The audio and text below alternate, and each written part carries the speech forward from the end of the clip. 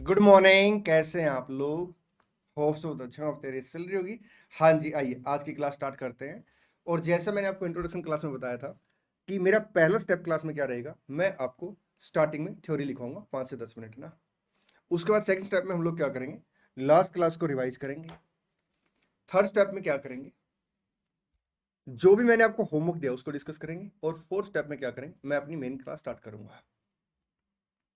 Last class में हमने India 16 start कर लिया था। As per India 16 entity initially क्या करती है, प्रॉपर्टी प्लान एंड इक्विपमेंट को कॉस्ट प्राइस पर रिकॉर्ड करती है। फिर उसके बाद हमने डिस्कस किया था कि कॉस्ट में क्या आएगा क्या नहीं आएगा। उसके लिए मैंने आपको 6 नोट लिखवाए थे, लिखेंगे note number 7, calculation of cost price of PP,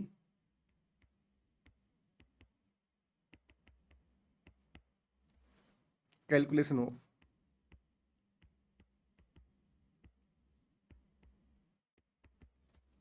cost price of PP if entity acquired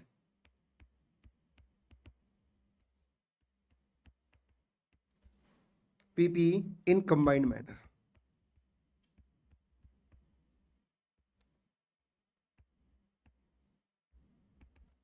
in combined manner लिखेंगे।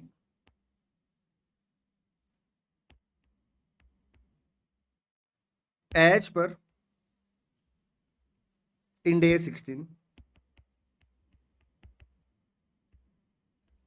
As per India 16 if entity acquired pp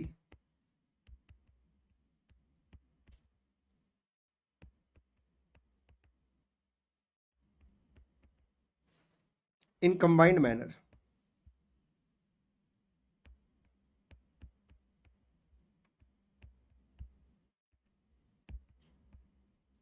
then cost of each pp, then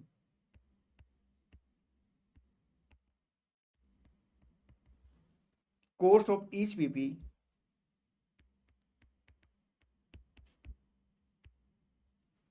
shall be calculated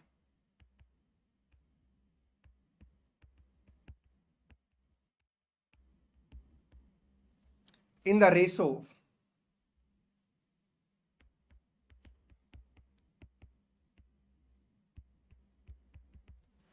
fair value PP. लिखेंगे in the ratio fair value PP. आइए अब हम क्या करेंगे, last class को revise करेंगे। ठीक जी सर। एक बात और बेटा, आज ना मेरी तबीयत खराब है, जिसकी वजह से गला भी खराब है। आपको आवाज में ना हल्का सा भारीपन लग सकता है। सर एक बात बताइए, जब आज आपकी तबीयत खराब है तो जो क्लास आप आज रिकॉर्ड कर रहे हैं इसे कल रिकॉर्ड कर लेते। देखिए बेटा, अगर मैं आज जो क्लास रिकॉर्ड कर रहा हूं इसको मैं कल रिकॉर्ड कर लेता तो कोई बहुत बड़ा फर्क नहीं पड़ने वाला था। लेकिन मैं आपको बता दूं, कंसिस्टेंसी मेंटेन करने का सबसे आसान तरीका है सर, उसे कभी टूटने मत दो। मैंने जिस दिन ये बैच स्टार्ट किया था उसी दिन डिसाइड कर लिया था कि मॉर्निंग में मैं इस टाइम पे सीएम में सीएफआर की क्लास रिकॉर्ड किया करूंगा। अब अगर मेरे को कोई और भी काम होगा ना तो सर वो मेरे लिए सेकेंडरी होगा, क्योंकि मेरी जो कमिटमेंट है ना अपने लिए सर, वो क्या है सर, वो ये है कि मैं डेली इस टाइम पे सीएमए की क्लास रिकॉर्ड किया करूंगा। अगर मैंने एक बार कंसिस्टेंसी तोड़ दी ना तो सर उसे कंटिन्यू मेंटेन करना मेरे लिए सबसे टफ जॉब हो जाएगी। और सबसे आसान जॉब क्या, सबसे आसान जॉब ये है कि इसे कभी टूटने मत दो। सर जब मेरे माइंड में कभी ये आएगा ही नहीं कि मैंने कल क्लास रिकॉर्ड करनी ही नहीं, तो सर कंसिस्टेंसी कभी टूटेगी ही नहीं। मेरा माइंड सेट है कि सबसे पहले मैंने क्या करना, मॉर्निंग में ना सीएमए सीएफआर की क्लास रिकॉर्ड करनी है, तो ऑटोमेटिक सर कंसिस्टेंसी मेंटेन हो जाएगी। मैं आप लोगों को भी यही गाइड करूंगा कि आप अभी आज क्या करें, क्लास के बाद ना 2 से 3 मिनट लगा के ना एक बार ये डिसाइड कर ले कि आपने सीएमए सीएफआर की क्लास किस टाइम पे देखनी है, और आप डेली बेस पे उसी टाइम पे एक क्लास देखें। मेरी साइड से सर आप लोगों को हाईली रिकमेंडेशन ये रहेगा कि आप ना सर मॉर्निंग में सीएमए की क्लास देखें। लेकिन अगर आपका सर कोई अल्टरनेटिव टाइम आपको लगता है कि वो ज़्यादा बेटर रहेगा, या मॉर्निंग में आप किसी रीजन से सर क्लास नहीं देख पा रहे हैं, तो फिर आप उस टाइम पे सर क्लासेस देखें। लेकिन जो भी टाइम आप डिसाइड करें ना उसे आप क्या करेंगे, कंसिस्टेंसी सर फॉलो करेंगे। उसमें सर कंसिस्टेंटली आप क्या करेंगे सर, सेम टाइम पे क्लास देखेंगे। चलिए पहले लास्ट क्लास को रिवाइज करते देखिए। इंड AS 16 ये कहता है कि प्रॉपर्टी प्लांट एंड इक्विपमेंट वो असेट है सर जिसे एंटिटी क्या करती है सर, हेल्ड फॉर रखती है, मतलब use in the, held for है यूज इन द प्रोडक्शन और सप्लाई ऑफ गुड्स और सर्विस, और सर आपका फॉर रेंटल पर्पज और for administrative purpose, and sir जिसकी एक्सपेक्टेड लाइफ जो है ना वो मोर देन 12 मंथ है, जिसकी एक्सपेक्टेड लाइफ क्या है सर, मोर देन 12 मंथ। ठीक जी सर। सर टेंजिबल आइटम वो आइटम होती है सर जिसका फिजिकल सब्सटेंस होता है। देखिए असेट बेसिकली क्या है, as per the conceptual framework sir asset एक ऐसी आइटम है सर जिसे एंटिटी कंट्रोल करती है और जो एंटिटी को क्या करेगी, फ्यूचर में बेनिफिट देगी। ठीक जी सर। अब एंटिटी उस रिस्पेक्टिव आइटम से बेनिफिट कैसे ड्राइव करती है सर, उसे यूज करके बेनिफिट ड्राइव करती है। ठीक जी सर। अगर सर उसकी नेचर टेंजिबल है तो प्रॉपर्टी प्लांट एंड इक्विपमेंट हो जाएगी, अगर उसकी नेचर इनटेंजिबल है तो सर फिर वो इंटेंजिबल एसेट हो जाएगी, आपका इंड AS 38 लग जाएगा। ठीक जी सर। अगर सर एंटिटी ने एसेट को हेल्ड कर रखा है for the purpose of sale in the ordinary course of business तो सर उसके लिए क्या बन जाएगी, इन्वेंटरी बन जाएगी। अगर एंटिटी ने सर एसेट को हेल्ड कर रखा है रेंटल इनकम कमाने के लिए तो सर इन्वेस्टमेंट प्रॉपर्टी बन जाएगी। सर डिविडेंड इंटरेस्ट इनकम कमाने के लिए तो सर उसके लिए financial asset investment in share and debenture बन जाएगी। ठीक जी सर। अगर एंटिटी ने कोई भी ट्रांजैक्शन की है तो सबसे पहले एंटिटी क्या करेगी सर, आइडेंटिफाई करेगी क्या उसके लिए प्रॉपर्टी प्लांट एंड इक्विपमेंट है या नहीं है। तो सर एंटिटी क्या करेगी, प्रॉपर्टी प्लांट एंड इक्विपमेंट की डेफिनेशन लगा के देखेगी। अगर sir property plant and equipment की डेफिनेशन क्वालिफाई हो जाती है तो उसके इसमें सर फिर क्या करना पड़ेगा, उसे रिकॉर्ड करना पड़ेगा। अब sir property plant and equipment को रिकॉर्ड करे या ना करे इसके लिए क्या करना पड़ेगा सर, रिकॉग्निशन क्राइटेरिया चेक करना पड़ेगा। As per Ind AS 16 sir दो कंडीशन पूरी होनी चाहिए, दो कंडीशन पूरी होनी चाहिए। पहली कंडीशन क्या है सर, इस बात की प्रोबेबिलिटी है कि एंटिटी को क्या मिलेगा सर, फ्यूचर में सर असेट का यूज करके बेनिफिट मिलेगा, और साथ में सर जो कॉस्ट है ना सर, जो प्रॉपर्टी प्लांट एंड इक्विपमेंट की कॉस्ट है सर उसे एंटिटी क्या कर पा रही है, रिलायबली एस्टिमेट लगा पा रही है उसका। ठीक है जी sir. Property plant and equipment को कितने अमाउंट पर रिकॉर्ड किया जाएगा सर, इसके लिए दो अलग अलग स्टेज है, initial recognition, subsequent recognition. Initial recognition का मतलब है कि प्रॉपर्टी प्लांट एंड इक्विपमेंट को एंटिटी इनिशियली सर मतलब पहली बार जब बुक्स में रिकॉर्ड करेगी कितनी वैल्यू पर रिकॉर्ड करेगी, कॉस्ट प्राइस पे। ठीक जी sir. Subsequently sir either cost model और रिवैल्यूएशन मॉडल, अभी हमने इसको डिटेल में डिस्कस नहीं किया था। ठीक जी सर। सब्सिक्वेंट रिकॉग्निशन का मतलब है सर बैलेंस शीट पर रिकॉर्ड करना। देखिए initially sir property plant and equipment को सर कॉस्ट प्राइस पर रिकॉर्ड किया जाएगा। अब कॉस्ट में क्या आएगा क्या नहीं आएगा, जनरल प्रोविजन ये है सर कि अगर मान लो एंटिटी क्या करती है, एनी एक्सपेंसेस या कॉस्ट इनकर करती है इन रिलेशन टू पीपी, ठीक जी सर, तो सर वो कॉस्ट क्या हो जाएगी, कैपिटलाइज हो जाएगी। अगर सर वो कॉस्ट जो है सर नेसेसरी थी इनकर करनी sir to bring the asset to the location and condition and it to be capable of operating in the manner as internal by the management. ठीक जी सर। कॉस्ट में basically क्या आएगा sir, आपका purchase price आएगा sir, tax भी आ जाएंगे अगर आपका नॉन रिफंडेबल नेचर के हैं या उनका क्रेडिट एंटिटी नहीं ले सकती। ठीक जी सर। सर अगर कोई भी रिबेट या डिस्काउंट है सर उसे हम क्या करें, परचेज प्राइस में से माइनस करते हैं। ठीक जी सर। सर एंटिटी ने अगर कोई भी डायरेक्ट कॉस्ट इनकर की है तो सर वो भी आ जाएगी। डायरेक्ट कॉस्ट में सर क्या क्या आ जाएगा सर, आपका stamp duty and legal charges cost आ जाएगी, फ्रेट आ जाएगा सर, कैरिज इनवर्ड आ जाएगा सर, लोडिंग अनलोडिंग कॉस्ट आ जाएगी। ठीक जी सर। साइट प्रिपरेशन कॉस्ट आ जाएगी, इनिशियल हैंडलिंग कॉस्ट आ जाएगी सर, आपका कंसल्टेंट फी है, आर्किटेक्ट फी है वो आ जाएगी सर, अगर लेबर चार्जेस हैं तो सर वो आ जाएंगे सर, आपका कोई ब्रोकरेज या कमीशन हमने पे किया वो आ जाएंगी सर, कॉन्ट्रैक्टर कॉस्ट आ जाएगी सर, इंस्टॉलेशन कॉस्ट आ जाएगी, ट्रायल रन एक्सपेंसेस आ जाएगा। अगर सर ट्रायल रन से कोई सेल ऑफ स्क्रैप हुई तो सर उसे हम क्या करेंगे, रिड्यूस कर देंगे। ठीक जी सर। सर ट्रायल रन से अगर कोई सेल ऑफ स्क्रैप उसे हम क्या करेंगे, कॉस्ट में से माइनस कर देंगे। ठीक। सर डायरेक्ट कॉस्ट अगर है और वो डायरेक्ट कॉस्ट सर दो या दो से ज्यादा पीपी पे हम लोग क्या करेंगे सर, उसे एलोकेट कर देंगे। सर कॉस्ट में क्या क्या नहीं आएगा, कहता है सर कॉस्ट में एक तो आपका एडमिनिस्ट्रेटिव एंड जनरल ओवरहेड नहीं आएगा, ठीक है, जो आपके डे टू डे के खर्चे हैं। Sir advertisement and promotional expenditure नहीं आएगा। सर अगर कॉस्ट इनकर्ड किया आपने न्यू प्रोडक्ट या सर्विस को लॉन्च करने के लिए वो नहीं आएगी। सर अगर आप कोई न्यू फैसिलिटी ओपन करते हैं या सर इनोग्रेशन करते हैं किसी न्यू एसेट का सर वो कॉस्ट नहीं आएगी। सर अगर आप बिजनेस को न्यू लोकेशन पे स्टार्ट करते हैं या सर आप टाइमिंग के लिए सर टेम्परेरीली किसी साइट पे जाते हैं, ठीक जी सर, तो उसके जो शिफ्टिंग के खर्चे सर वो नहीं आएंगे। एबनॉर्मल लॉस नहीं आएगा सर, अगर आपने फ्री सैंपल डिस्ट्रीब्यूट किए सर वो नहीं आएंगे सर, अगर आपने स्टाफ को ट्रेनिंग दी है तो उसकी कॉस्ट नहीं आएगी। ठीक जी सर। देखिए जो डिस्काउंट होता है ना बेसिकली वो दो टाइप का होता है सर, एक होता है ट्रेड डिस्काउंट, आपका वॉल्यूम डिस्काउंट, रिबेट। ठीक जी सर। हम उसे हमेशा कॉस्ट ऑफ पीपी में से माइनस करेंगे सर। एक डिस्काउंट होता है सेटलमेंट डिस्काउंट। सेटलमेंट डिस्काउंट का मतलब क्या है कि अगर मान लो कोई टाइम दे रखा था आपको और आपने पहले पेमेंटें कर दी तो उस केस में सर आप क्या करेंगे सर, जो भी डिस्काउंट होगा सर उसे आप अदर इनकम मान के चलेंगे सर। सेटलमेंट डिस्काउंट जो है उसे हम लोग सर कॉस्ट में से माइनस नहीं करते। ठीक जी सर। अगर असेट एक बार रेडी टू यूज हो जाती है तो सर उस डेट तक के खर्चे हम कैपिटलाइज करते हैं, उसके उस डेट के बाद के खर्चे हम कैपिटलाइज नहीं करते। ठीक जी सर। सर देखिए, बोरोइंग कॉस्ट बेसिकली वो कॉस्ट होती है, बोरोइंग कॉस्ट वो कॉस्ट होती है सर, सर जो हमने अगेंस्ट बोरोइंग पे की। ठीक जी sir. As per sir index 23, अगर बोरोइंग कॉस्ट आप इनकर करते हैं in relation to qualify set तो आप क्या करेंगे, कैपिटलाइज करेंगे। और अगर सर आप बोरोइंग कॉस्ट इनकर करते हैं other than on qualify set तो आपसे क्या करेंगे, पेनल अकाउंट में चार्ज करेंगे। अब सर जो आपका बोरोइंग कॉस्ट है, जो आपका क्या है बोरोइंग कॉस्ट है सर, अगर वो इनकर्ड होती है क्वालिफाई सेट के ऊपर तो हम क्या करेंगे सर, उसे कैपिटलाइज करेंगे। अब क्वालिफाई सेट हम किसे मान के चलेंगे सर, इस बात का डिटेल डिस्कशन हम इंडेक्स 23 में करेंगे। लेकिन सर इस चैप्टर के लिए अगर असेट का कंस्ट्रक्शन है तो हम लोग क्या करेंगे, उसे क्वालिफाई मान के चलेंगे। ठीक जी सर। चलिए, ये था लास्ट क्लास का रिवीजन। अब इसके बाद नंबर आता सर होमवर्क का। होमवर्क में मैंने आपको कोई क्वेश्चन नहीं दिया था, इसलिए सर आज होमवर्क डिस्कस नहीं होगा क्योंकि कोई होमवर्क नहीं था। आइए आज की क्लास स्टार्ट करते हैं। मैं एक दुकान पे गया, ठीक है सर। मैंने दुकानदार को बोला भाई साहब आप लैपटॉप बेचते हो, उन्होंने कहा हाँ जी। मैंने कहा लैपटॉप कितने का है, उन्होंने कहा साहब लैपटॉप जो है ना ये आपका 60,000 का है। मैंने कहा बहुत बढ़िया। मैंने कहा मोबाइल बेचते हो, उन्होंने कहा हाँ जी। मैंने कहा मोबाइल कितने का, उन्होंने कहा 20,000 का। मतलब सर इंडिविजुअल आइटम की जो फेयर वैल्यू थी, मैं कह सकता हूँ सर कि फेयर वैल्यू ऑफ लैपटॉप थी 60,000 और फेयर वैल्यू ऑफ मोबाइल थी सर 20,000। ठीक जी सर।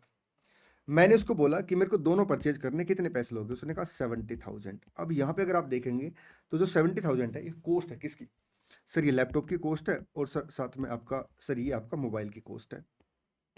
ठीक जी सर। अब इंडिया 16 ये कहता है कि अगर आप प्रॉपर्टी प्लांट एंड इक्विपमेंट को कंबाइंड मैनर में एक्वायर करते हो, क्योंकि दोनों आइटम है मैंने बिजनेस के लिए यूज करने हैं। ठीक जी सर। अगर आप प्रॉपर्टी प्लांट एंड इक्विपमेंट को कंबाइंड मैनर में एक्वायर करते हो तो आप क्या करेंगे, जो कंबाइंड कॉस्ट है ना उसे एलोकेट कर लेंगे इंडिविजुअल असेट में इन the ratio fair value of individual asset. Individual asset की जो फेयर वैल्यू होगी सर आप उस रेशो में से क्या करेंगे, एलोकेट कर लेंगे। ठीक जी सर। चले आगे। हाँ जी सर। यहाँ पे ना स्टूडेंट की क्वेरी आती है फेयर वैल्यू को लेके ना। ठीक जी सर। मैं उस क्वेरी को डिस्कस करूंगा एक एग्जांपल कवर करने के बाद। लिखेंगे एग्जांपल। सर एग्जाम्पल अभी इससे पहले हमने कोई कवर किया है नहीं सर, अभी तक हमने कोई एग्जाम्पल कवर नहीं किया। चलिए नंबरिंग करेंगे एग्जाम्पल की। Example number 1,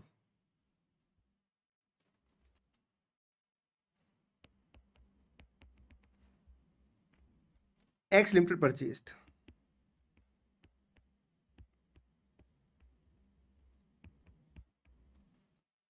four machineries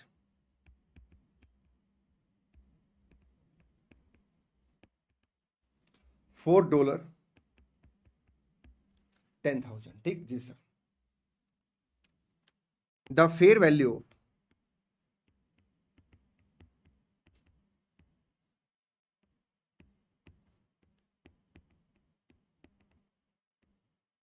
each machinery is as follows.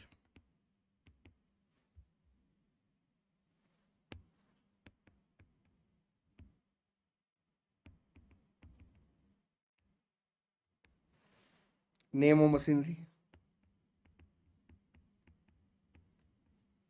fair value.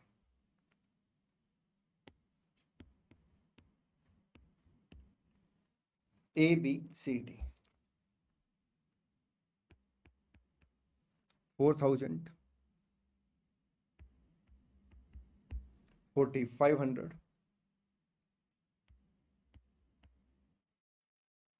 3,000,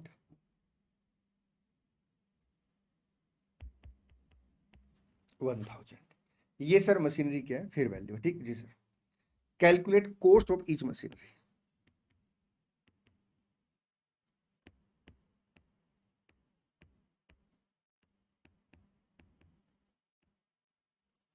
calculate cost of each machinery. Solution. Calculation of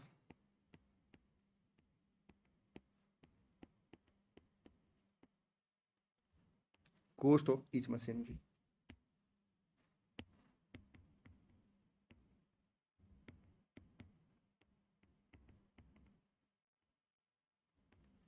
Name of the machinery.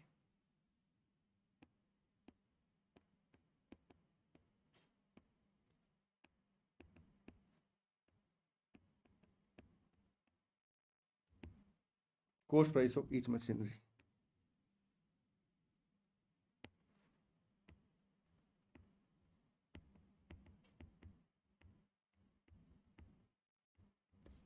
In the ratio of fair value. A, B, C और D. अगर आप यहाँ पे देखेंगे तो जो fair value है sir, total कितनी है? बट एक बात मैं आपको बता दूं, आपने ना एग्जाम में हमेशा कैलकुलेटर यूज करना है, चाहे आपको कैलकुलेशन भी क्यों ना आती हो। मैं आपको बता दूं इसका रीजन क्या है। इसका रीजन ये है कि अगर आप कैलकुलेटर यूज करेंगे ना तो सर सिली मिस्टेक बिल्कुल भी नहीं होगी। 12,500 देखिए सर, बल्कि यहाँ पे ना टोटल चाहो तो टोटल लिख लो, यहाँ पे भी फेयर वैल्यू का कॉलम बना सकते हैं अपना। सर हम एक काम करते हैं, यहाँ पे फेयर वैल्यू का कॉलम बना लेते हैं, क्योंकि क्वेश्चन में तो हम टोटल लिख नहीं सकते। 4,000, 4,500, 3,000 और आपका 1,000 टोटल। ठीक जी सर। Coast price 10,000। देखिए 10,000 क्या है? कोस्ट प्राइस है। 4,000 है फेयर वैल्यू ऑफ आपका मशीनरी है, ठीक है। और sir total fair value of the machineries कितनी है? 12,500। तो 10,000 डिवाइड बाई 12,500 इंटू आपका 4,000, 3,200। 10,000 इंटू सर आपका 4,500 divide by 12,500। 10,000 into 4,500 divide by 12,500, 3,600। 10,000 into आपका 3,000 divide by 12,500, 2,400। 10,000 into 1,000 divide by 12,500। हालांकि मैंने यहाँ पे कैलकुलेटर यूज़ नहीं किया, लेकिन मैं तब भी आपको गाइड करूँगा कि कैलकुलेटर हमेशा यूज़ करें। ठीक जी सर। चलिए आगे बढ़ते हैं। अब स्टूडेंट की यहाँ पे क्वेरी आती है कि सर एक बात बताइए। मैंने कहा हाँ जी, आपने हमें बताया था लास्ट क्लास में कि प्रॉपर्टी प्लांट एंड इक्विपमेंट को इनिशियली कॉस्ट प्राइस पर रिकॉर्ड किया जाएगा। मैंने कहा बिल्कुल सर, यहाँ तो आप फेयर वैल्यू पर रिकॉर्ड कर रहे हो। ये देखिए सर, यहाँ पे आप फेयर वैल्यू के हिसाब से रिकॉर्ड कर रहे हो। मैं आपको बता दूं दोस्त, मैं फेयर वैल्यू के हिसाब से बिल्कुल भी रिकॉर्ड नहीं कर रहा। अगर आप यहाँ पे देखेंगे तो कंबाइंड कॉस्ट कितनी है? 10,000। अब इस कंबाइंड कॉस्ट में से सर कितनी कॉस्ट ए की है, कितनी कॉस्ट बी की है, कितनी कॉस्ट सी की है, कितनी कॉस्ट डी की है, इसके लिए वो ये कहता है सर कि आप इस रेशो को यूज कर ले, ना कि सर इस वैल्यू को यूज कर ले।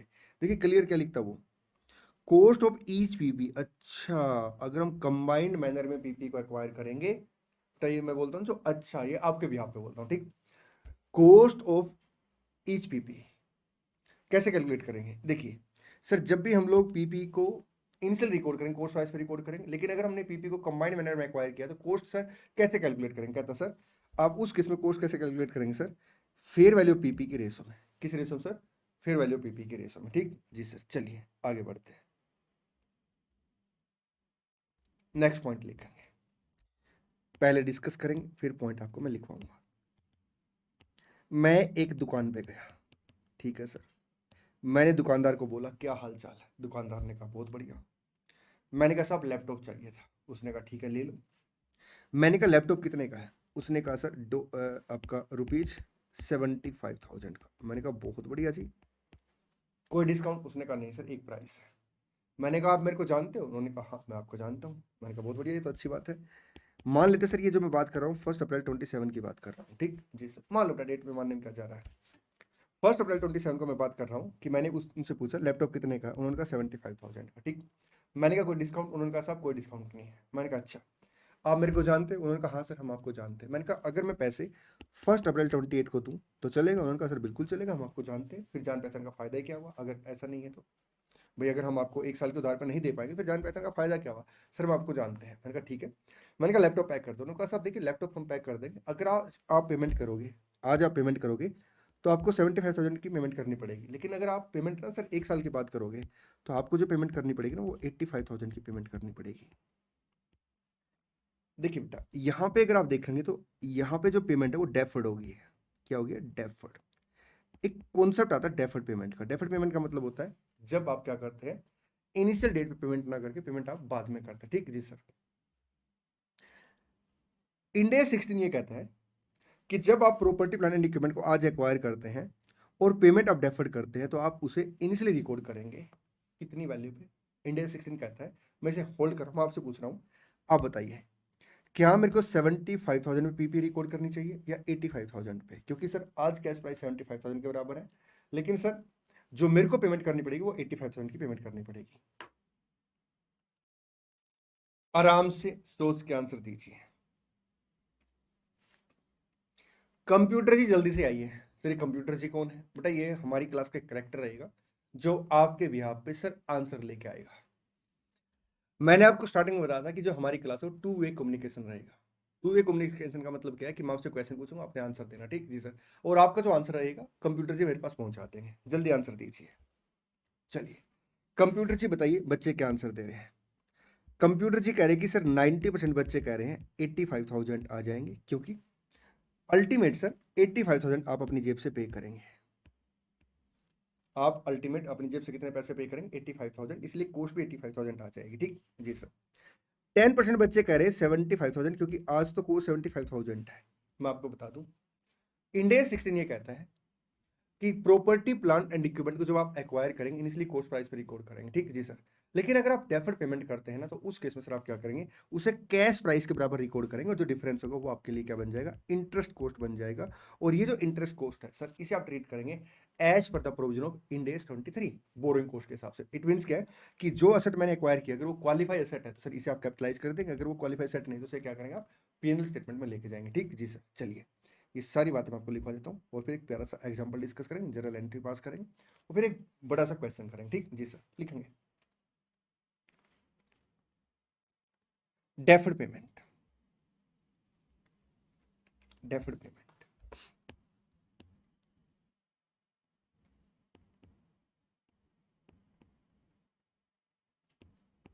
डेफर्ड पेमेंट लिखेंगे। In case any payment is deferred sorry बेटा,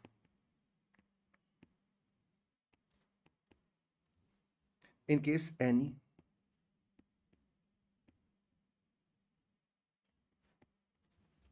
आपने कॉपी कैसे मेंटेन करनी है 2-3 क्लास के बाद आपको बताऊंगा।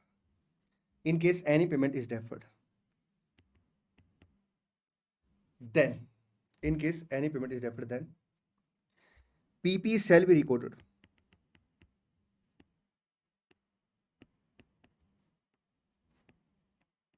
at an amount equal to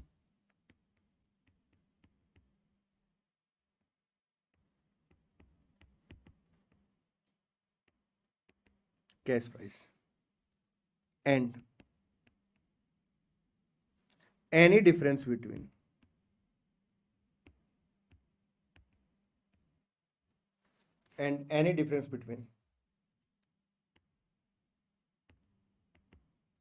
cash price and deferred payment shall be treated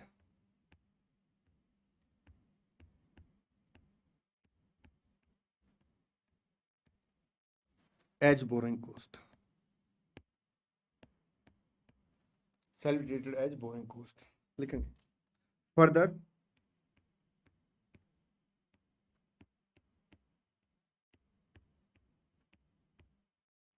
borrowing cost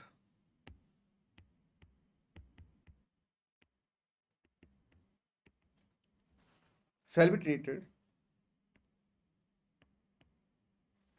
as per the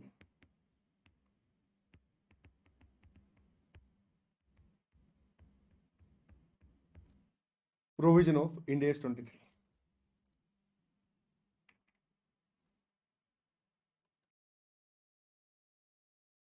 देखिए क्या लिखता है, in case any payment is deferred then PP shall be recorded. देखिए सर, अगर पेमेंट डेफर्ड है मतलब आपने आज असेट ली है और आप पेमेंट बाद में कर रहे हैं, उस केस में पीपी जो है उसे रिकॉर्ड करेंगे at an amount equal to cash price. Sir आपने पीपी को रिकॉर्ड करेंगे कैश प्राइस के बराबर, और जो भी डिफरेंस होगा sir between cash price and deferred payment, उसे सर आप बोरिंग कॉस्ट ट्रीट करेंगे, और बोरिंग कॉस्ट का treatment sir as per Ind AS 23 होगा। ठीक जी सर, लिखेंगे sir example number 2। Example 2,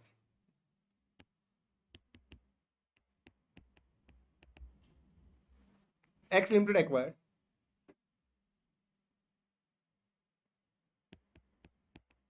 laptop as on 1st April 27,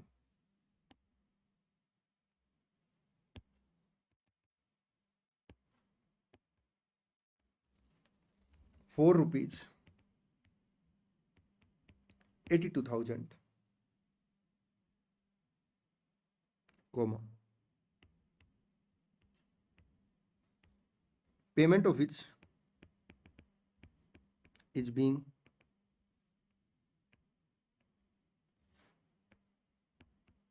made as on 1st April 28, full stop. The cash price of the laptop is rupees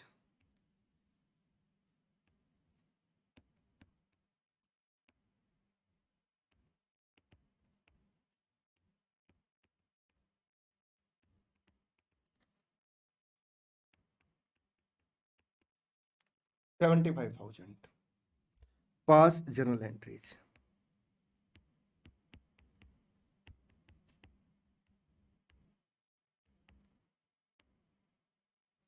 pass journal entries. आपने क्या करना sir, entry पास करनी। देखिए sir, सबसे पहले हम लोग क्या करेंगे सर, जिस दिन हमने लैपटॉप परचेज किया उस दिन एंट्री पास करेंगे, पीपी को रिकॉर्ड करेंगे, लैपटॉप को रिकॉर्ड करेंगे। ठीक जी सर। और फिर सर जिस दिन हमने पेमेंट की उस दिन हम एंट्री पास करेंगे। तो लिखेंगे सोल्यूशन,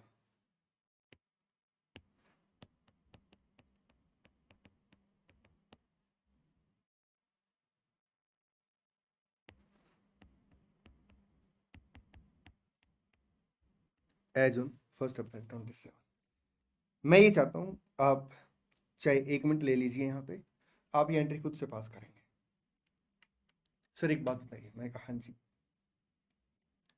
जैसे अब हम यहाँ पे ये एंट्री पास करेंगे तो क्या आप वीडियो को यहाँ पे, मतलब हम लोग वीडियो को पॉज करें या कंटिन्यू रहेगी वीडियो? मैं आपको बता दूं बेटा, वीडियो कंटिन्यू रहेगी। मैं कभी भी आपको नहीं बोलूंगा वीडियो को पॉज कर लो, रेयरली कभी ऐसा होगा पूरे बैच में ना, क्योंकि मैं चाहता हूं सर आपको ना बिल्कुल ऐसा लगे लाइव बैच चल रहा है, आप फेस टू फेस मेरे सामने बैठे हैं। बस सर आपने क्या करना है, जो बातें मैं बोलूँ ना आपने उन बातों को फॉलो करना है। दोस्त हम ना कोई भी जो कॉन्सेप्ट कवर करेंगे ना, कोई भी टॉपिक कवर करेंगे, कोई क्वेश्चन कवर करेंगे बेटा, वो उस हिसाब से कवर करेंगे, उसको उतना टाइम देंगे जितना उसमें टाइम लगना चाहिए। हम कोई जल्दबाजी नहीं रखेंगे पूरे बैच में। ठीक जी सर। चलिए आप 1 मिनट लीजिए, एंट्री खुद पास कीजिए। अब कुछ बच्चे यहाँ पे क्या गलती करने वाले हैं, चलो बात उठ की तो बता देता हूँ। वो वीडियो को ना 1 मिनट के लिए आगे फॉरवर्ड कर देंगे। ठीक, उन्हें लगेगा उन्होंने 1 मिनट बचा ली है, लेकिन पता है सर 1 मिनट के चक्कर में आपने ना इतना बड़ा कॉन्सेप्ट मिस कर दिया है। क्योंकि अगर मेरे को इसे डायरेक्ट कराना होगा तो मैं डायरेक्ट करा देता एंट्री। मैं चाहता हूं कि एंट्री एक बार आप खुद से पास करें और फिर मैं आपको एंट्री पास कराऊं। आप देखना सर आपको बड़ी क्लैरिटी आ जाएगी, आपका कोई भी अगर डाउट होगा ना तो ऑटोमेटिक क्लियर हो जाएगा। ठीक जी सर, टेक 1 मिनट और एंट्री खुद से पास कीजिए, वीडियो को फॉरवर्ड बिल्कुल भी नहीं करना आपने।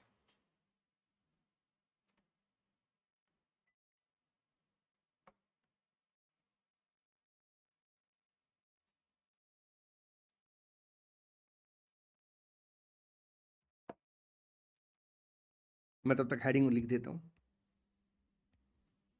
On the rate of purchase of laptop.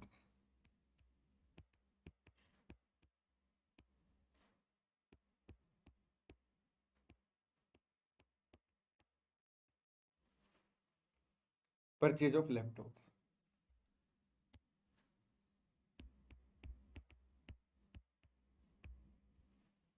Laptop account debit. ठीक जी सर। यहाँ पे हर स्टूडेंट ने 75,000 लिखे हैं, इसमें कोई दो राय नहीं है। टू वेंडर कितने से आएगा? यहाँ पे मैक्सिमम स्टूडेंट ने 82,000 का अमाउंट लिख दिया, क्योंकि वो कह रहे हैं कि सर देखिए हमें अल्टीमेट जो पेमेंट करनी है वो तो 82,000 की पेमेंट करनी है ना बेटा। देखिए अल्टीमेट हमें पेमेंट 82,000 की करनी है, लेकिन सर अगर आप देखेंगे ना तो जो डिफरेंस है 7,000 वो अपनी इंटरेस्ट कोस्ट, और वो इंटरेस्ट कोस्ट आज की नहीं है बल्कि वो सर 1 साल के बाद की इंटरेस्ट कोस्ट है। तो यहाँ पे बच्चे पता क्या गलती करते हैं, वेंडर 82,000 रिकॉर्ड कर लेते हैं और difference sir interest expenses record कर लेते हैं, जबकि मैं बता दूं सर नो डाउट वेंडर को 82,000 की पेमेंट होगी, नो डाउट 7,000 का इंटरेस्ट भी है, लेकिन सर वो इंटरेस्ट 1 साल के बाद का है। तो सर यहाँ पे लिखेंगे being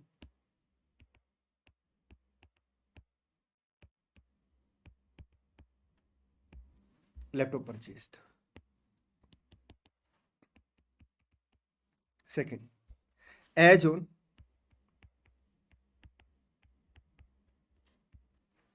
31st March 28,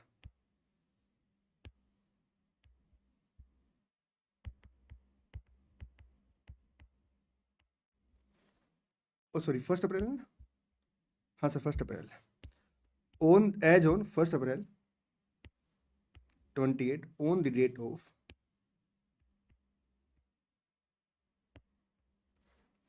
payment, vendor account debit लिखेंगे, vendor account debit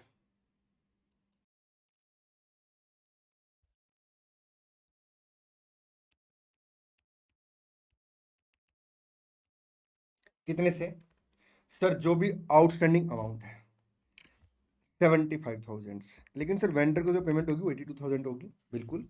balance sir आपका इंटरेस्ट एक्सपेंसेस आ जाएगा, interest expenses account debit balancing figure,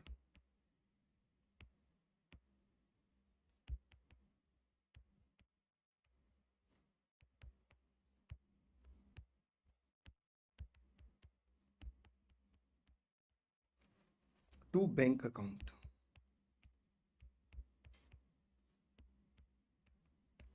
$82,000। आप यहाँ पे ना अल्टरनेटिव एंट्री पास कर सकते हैं, पहले इंटरेस्ट एक्सपेंसेस टू वेंडर 7,000 से, फिर वेंडर टू बैंक 82,000 से, आप ऐसा भी कर सकते हैं। बीइंग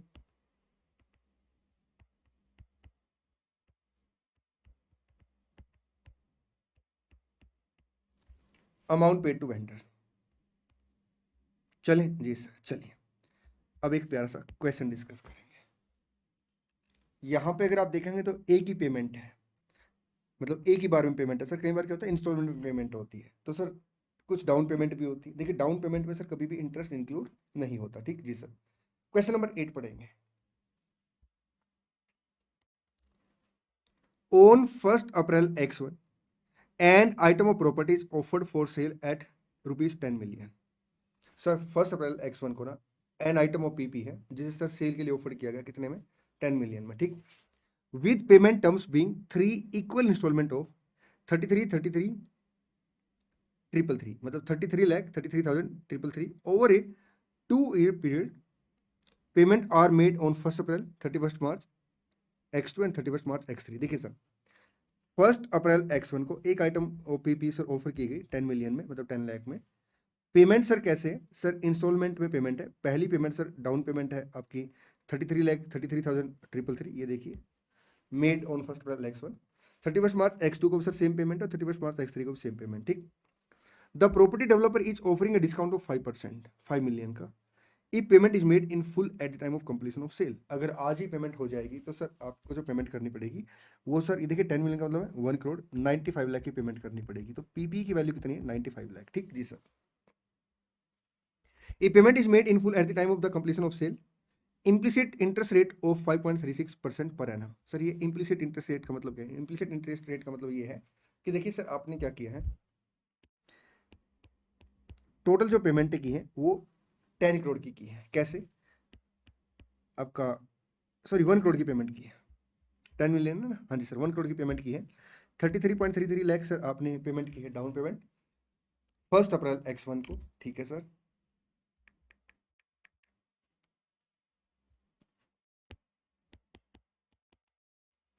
सर 33.33 लाख की पेमेंट सर आपने की है 31st March X2 को, और 33.33 लाख की पेमेंट आपने की है 31st March X3 को। सर ये पेमेंटें हुई, ठीक जी सर। चले हाँ जी सर। अब सर ये जो पेमेंटें हैं इन सब की प्रेजेंट वैल्यू 95 लाख के बराबर आ जाए सर, इसके लिए सर जो इंटरेस्ट रेट है वो कह रहा है कि आपका इम्प्लिसिट इंटरेस्ट रेट सर आपका 5.36% है। ठीक जी सर, मैं आपको बता दूं यहाँ पे ना सर ये रेट ऑफ इंटरेस्ट दे रखा है, कई बार सर ये दिया नहीं होता, अगर नहीं दिया तो सर हमें कैलकुलेट करना होता, हम इसे कैसे कैलकुलेट करेंगे ये बात आपको मैं इंड AS 23 में सिखाऊंगा। ठीक जी sir, so how the property will be recorded in accordance of Ind AS 16, लिखेंगे आगे pass journal entry, pass journal entry. आइए solution, question number 8,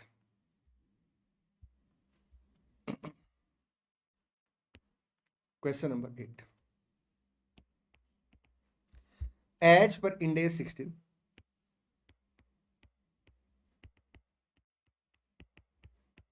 comma inverted commas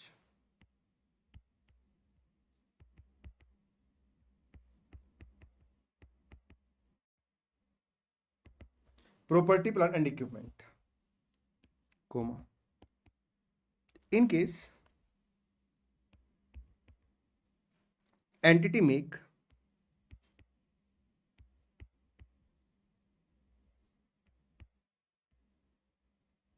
deferred payment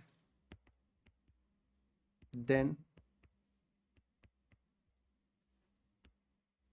PP shall be recorded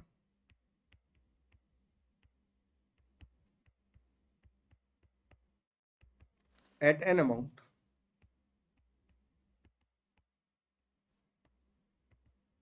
equal to cash price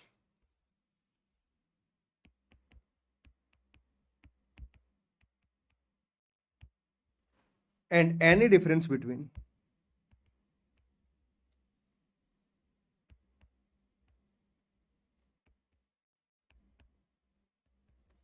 payment amount and cash price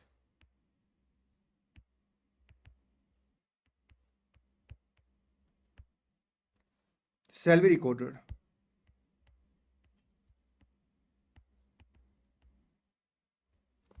as interest expenses। ठीक जी sir, चलिए journal entries,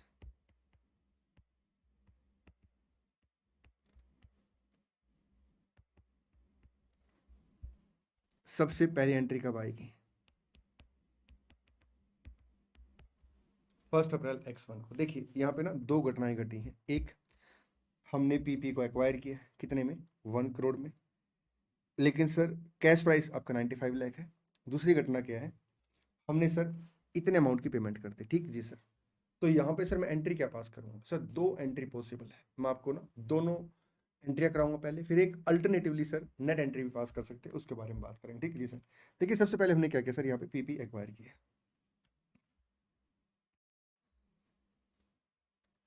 एक बार मैं सामने पैसे निकाल दूँ जी सर, PP का नाम दे रखा होगा तो नाम के से रिकॉर्ड कर लेंगे, नहीं तो सर PP के नाम से रिकॉर्ड कर लेंगे। ठीक जी sir, an item of P property लिखा है। ठीक जी सर, तो लिखेंगे property plant and equipment account debit,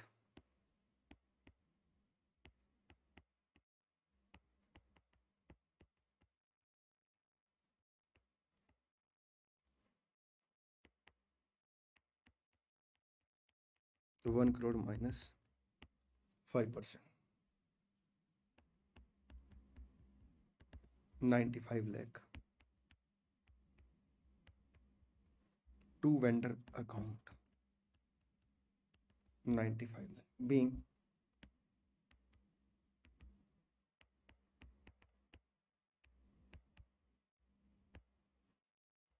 PP recorded. ठीक जी सर, ये पहली एंट्री बन गई, कैश प्राइस के बराबर रिकॉर्ड कर लेंगे जी सर। अब हमने क्या किया सर, वेंडर को पेमेंट कर दिया, तो जो पहली पेमेंट होगी सर उसमें तो इंटरेस्ट आएगा नहीं। इंटरेस्ट कब आता सर, जब टाइम गैप होता सर बिटवीन आपका पेमेंट और सर अमाउंट पेबल। ठीक जी सर, तो हमने सर आज ही PP एक्वायर की और आज हमने पेमेंट कर दी, तो सर इसमें कोई भी इंटरेस्ट का अमाउंट नहीं आएगा, तो लिखेंगे vendor account debit to bank account, vendor account debit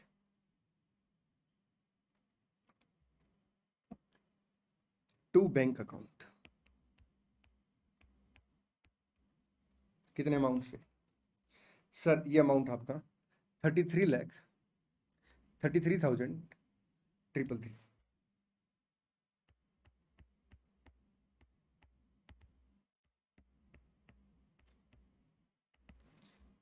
being amount paid. बेटा मेहनत किया करो, यही टाइम है मेहनत करने का ना। पता है यहाँ पे दो फायदे होंगे आपको ना। एक तो आपका एग्जाम क्लियर होगा अगर आप अभी मेहनत करोगे। सेकंड, आपको ना मेहनत करने की हैबिट बन जाएगी। Being amount paid to vendor.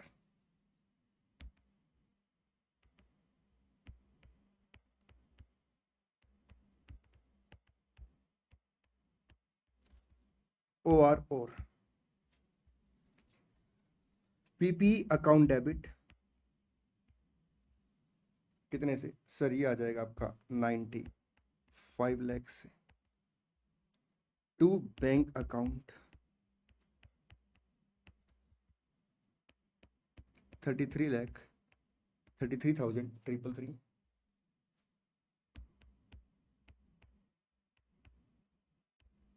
To vendor account.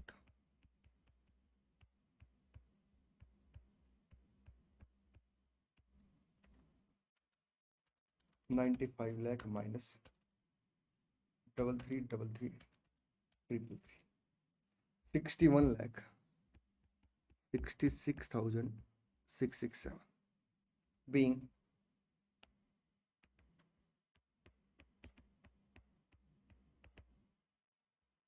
PP acquired. चले जी सर। अब देखिए ये जो अमाउंट है ये आउटस्टैंडिंग है, इसके ऊपर सर क्या करना पड़ेगा? इंटरेस्ट का खर्चा रिकॉर्ड करना पड़ेगा। जो हम इंटरेस्ट का खर्चा रिकॉर्ड करेंगे सर वो कितने अमाउंट से रिकॉर्ड करेंगे? सर हम रिकॉर्ड करेंगे सर वो 5.36% के हिसाब से। ठीक जी सर। 31 मार्च X2 entry number 3 vendor account debit कितने अमाउंट से? वेट करना पड़ेगा, अभी बैलेंसिंग फिगर आएगा। सर क्यों बैलेंसिंग फिगर आएगा? करेंगे चर्चा इसके ऊपर अभी। इंटरेस्ट एक्सपेंसेस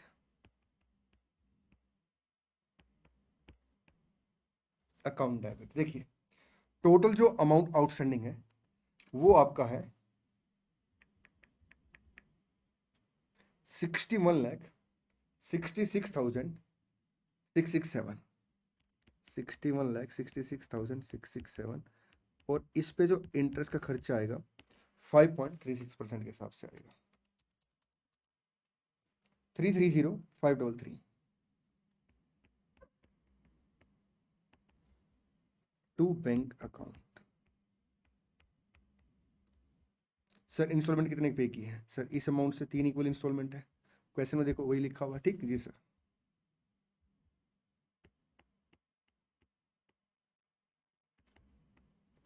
सर ये इंस्टॉलमेंट का अमाउंट है, उसमें इतना इंटरेस्ट है, बैलेंस क्या सर? प्रिंसिपल रीपे हो गया 30,02,800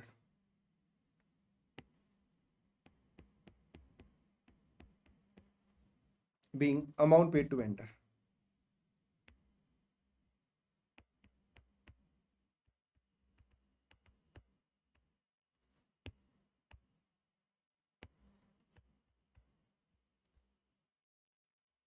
चलिए 31 मार्च X3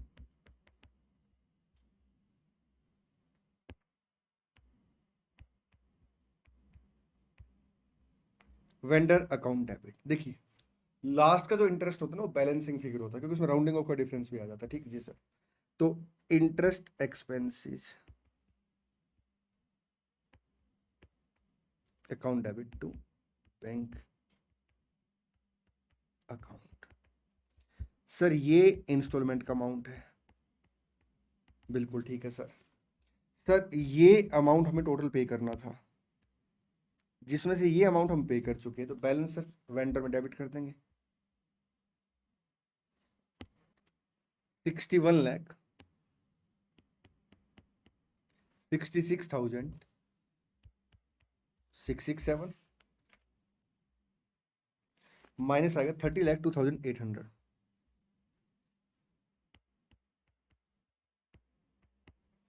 30,02,800 61,66,667 माइनस 30,02,800। फिर अमाउंट आ गया 31 63,867 और लास्ट का इंटरेस्ट सर आपका बैलेंसिंग फिगर आ जाएगा, क्योंकि अल्टीमेट सर हमें ये तो पेमेंट करनी है और सर ये अमाउंट आपका आउटस्टैंडिंग है वेंडर के नाम से। ठीक जी सर, तो डिफरेंस आपका आएगा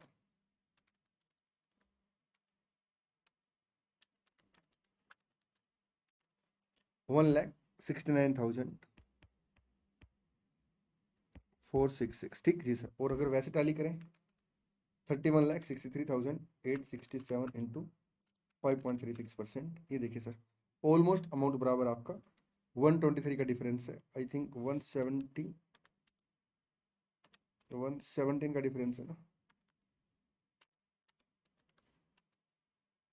117 का डिफरेंस, ये डिफरेंस सर आपका राउंडिंग ऑफ का डिफरेंस। ठीक जी सर, चलिए being amount paid to vendor.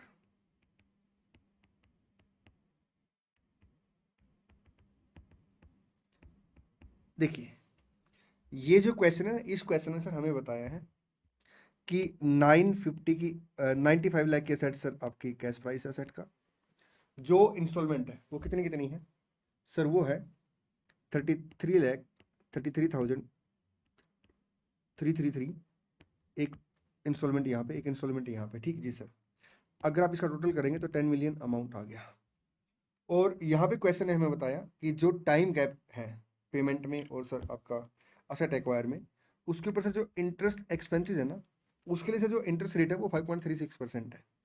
अगर ये इंटरेस्ट रेट क्वेश्चन नहीं देता तो हमें इसे कैलकुलेट करना पड़ता। ठीक जी सर, सर EIR एक ऐसा रेट है जो फ्यूचर की पेमेंट को ना कैश प्राइस के इक्विवेलेंट ले आएगा। ठीक, मतलब हम फ्यूचर की पेमेंट की जो प्रेजेंट वैल्यू निकालेंगे तो फ्यूचर की पेमेंट की जो प्रेजेंट वैल्यू वो आपकी कैश प्राइस के इक्विवेलेंट होगी। ठीक जी सर, तो लिखेंगे स्टार्ट लगा।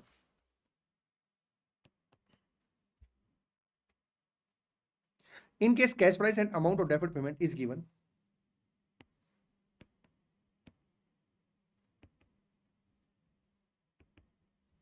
in case cash price and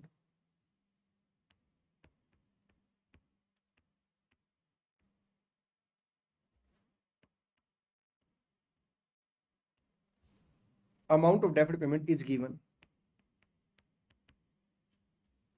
but rate of interest is missing,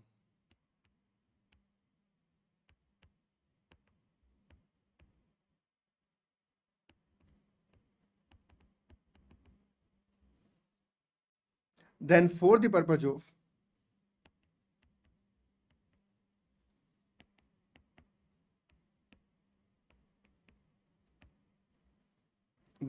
purpose of recording interest expenses,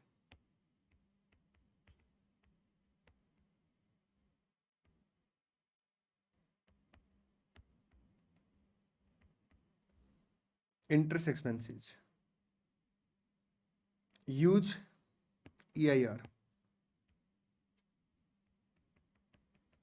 अब सर EIR IRR हम इसे कैसे कैलकुलेट करेंगे, इंटरनल रेट ऑफ रिटर्न आपका इफेक्टिव इंटरेस्ट रेट, इसे हम कैसे कैलकुलेट करेंगे, ये बात मैं आपके साथ इंडेस 23 में डिटेल में डिस्कस करूंगा। चले आगे जी सर, आइए आगे बढ़ते हैं।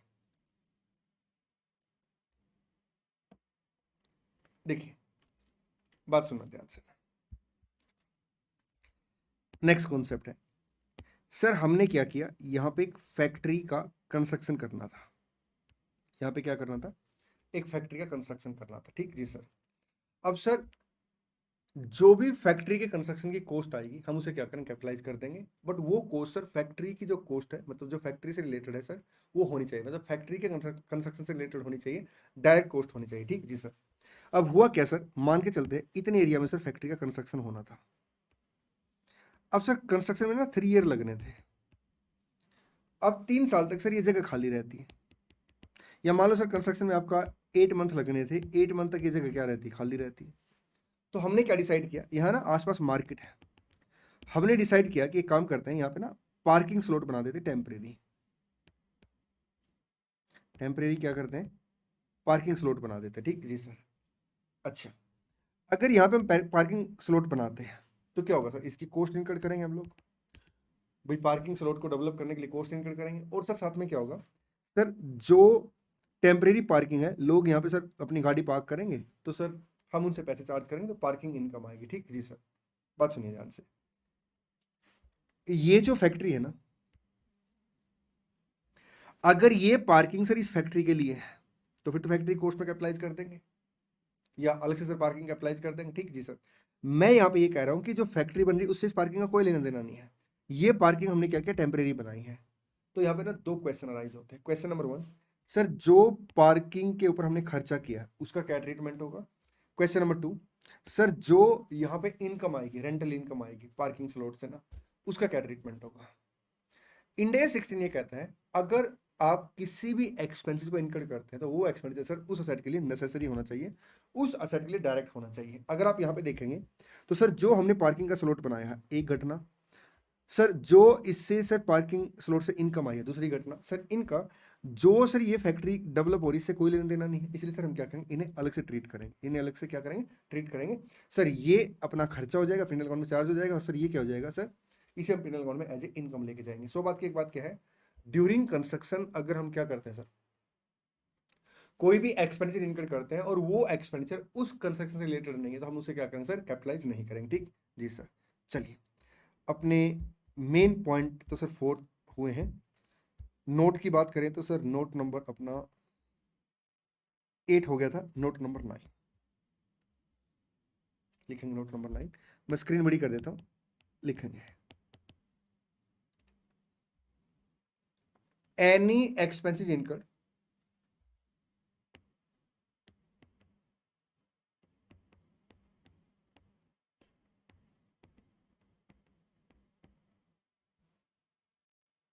और any income earned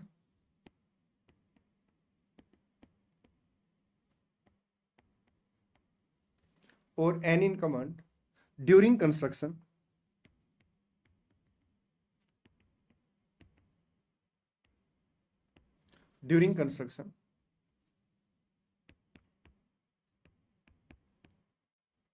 shall not be capitalized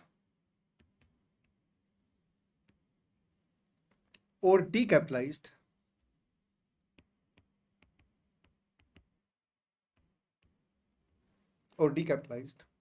if such expenses or income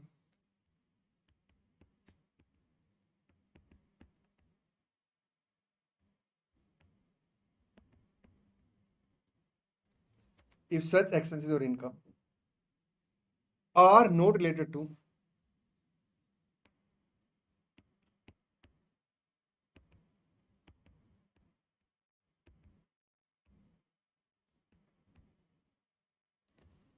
constructed asset।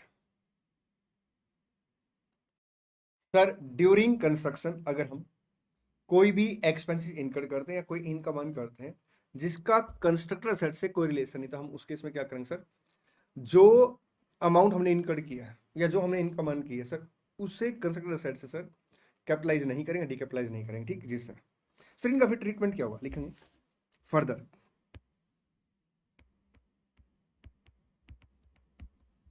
such expenditure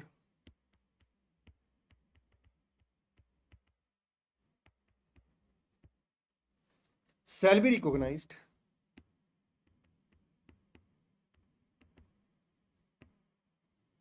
a separate PP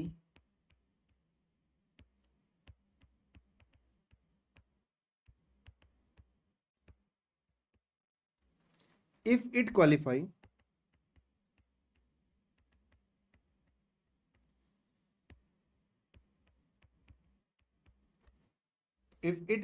the definition of PP, otherwise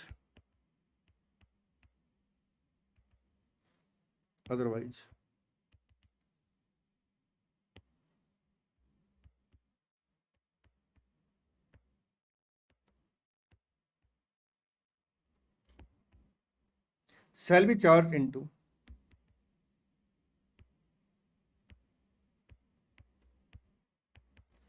statement of P&L। देखिए सर फर्दर जो ये एक्सपेंडिचर हमने incurred किया ना, उसे हम एक separate PP record कर लेंगे। अगर उसने सर पीपी की डेफिनेशन क्वालिफाई की, अदरवाइज हम लोग क्या करेंगे, उसे पिनल अकाउंट में चार्ज कर लेंगे। ठीक जी sir. Such income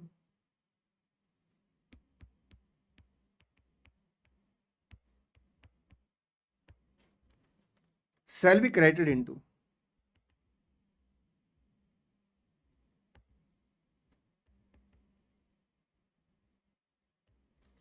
statement of P&L। Sir उस इनकम को हम क्या करेंगे, स्टेटमेंट ऑफ P&L के अंदर लेके जाएंगे। ठीक जी सर, चलिए क्वेश्चन करेंगे।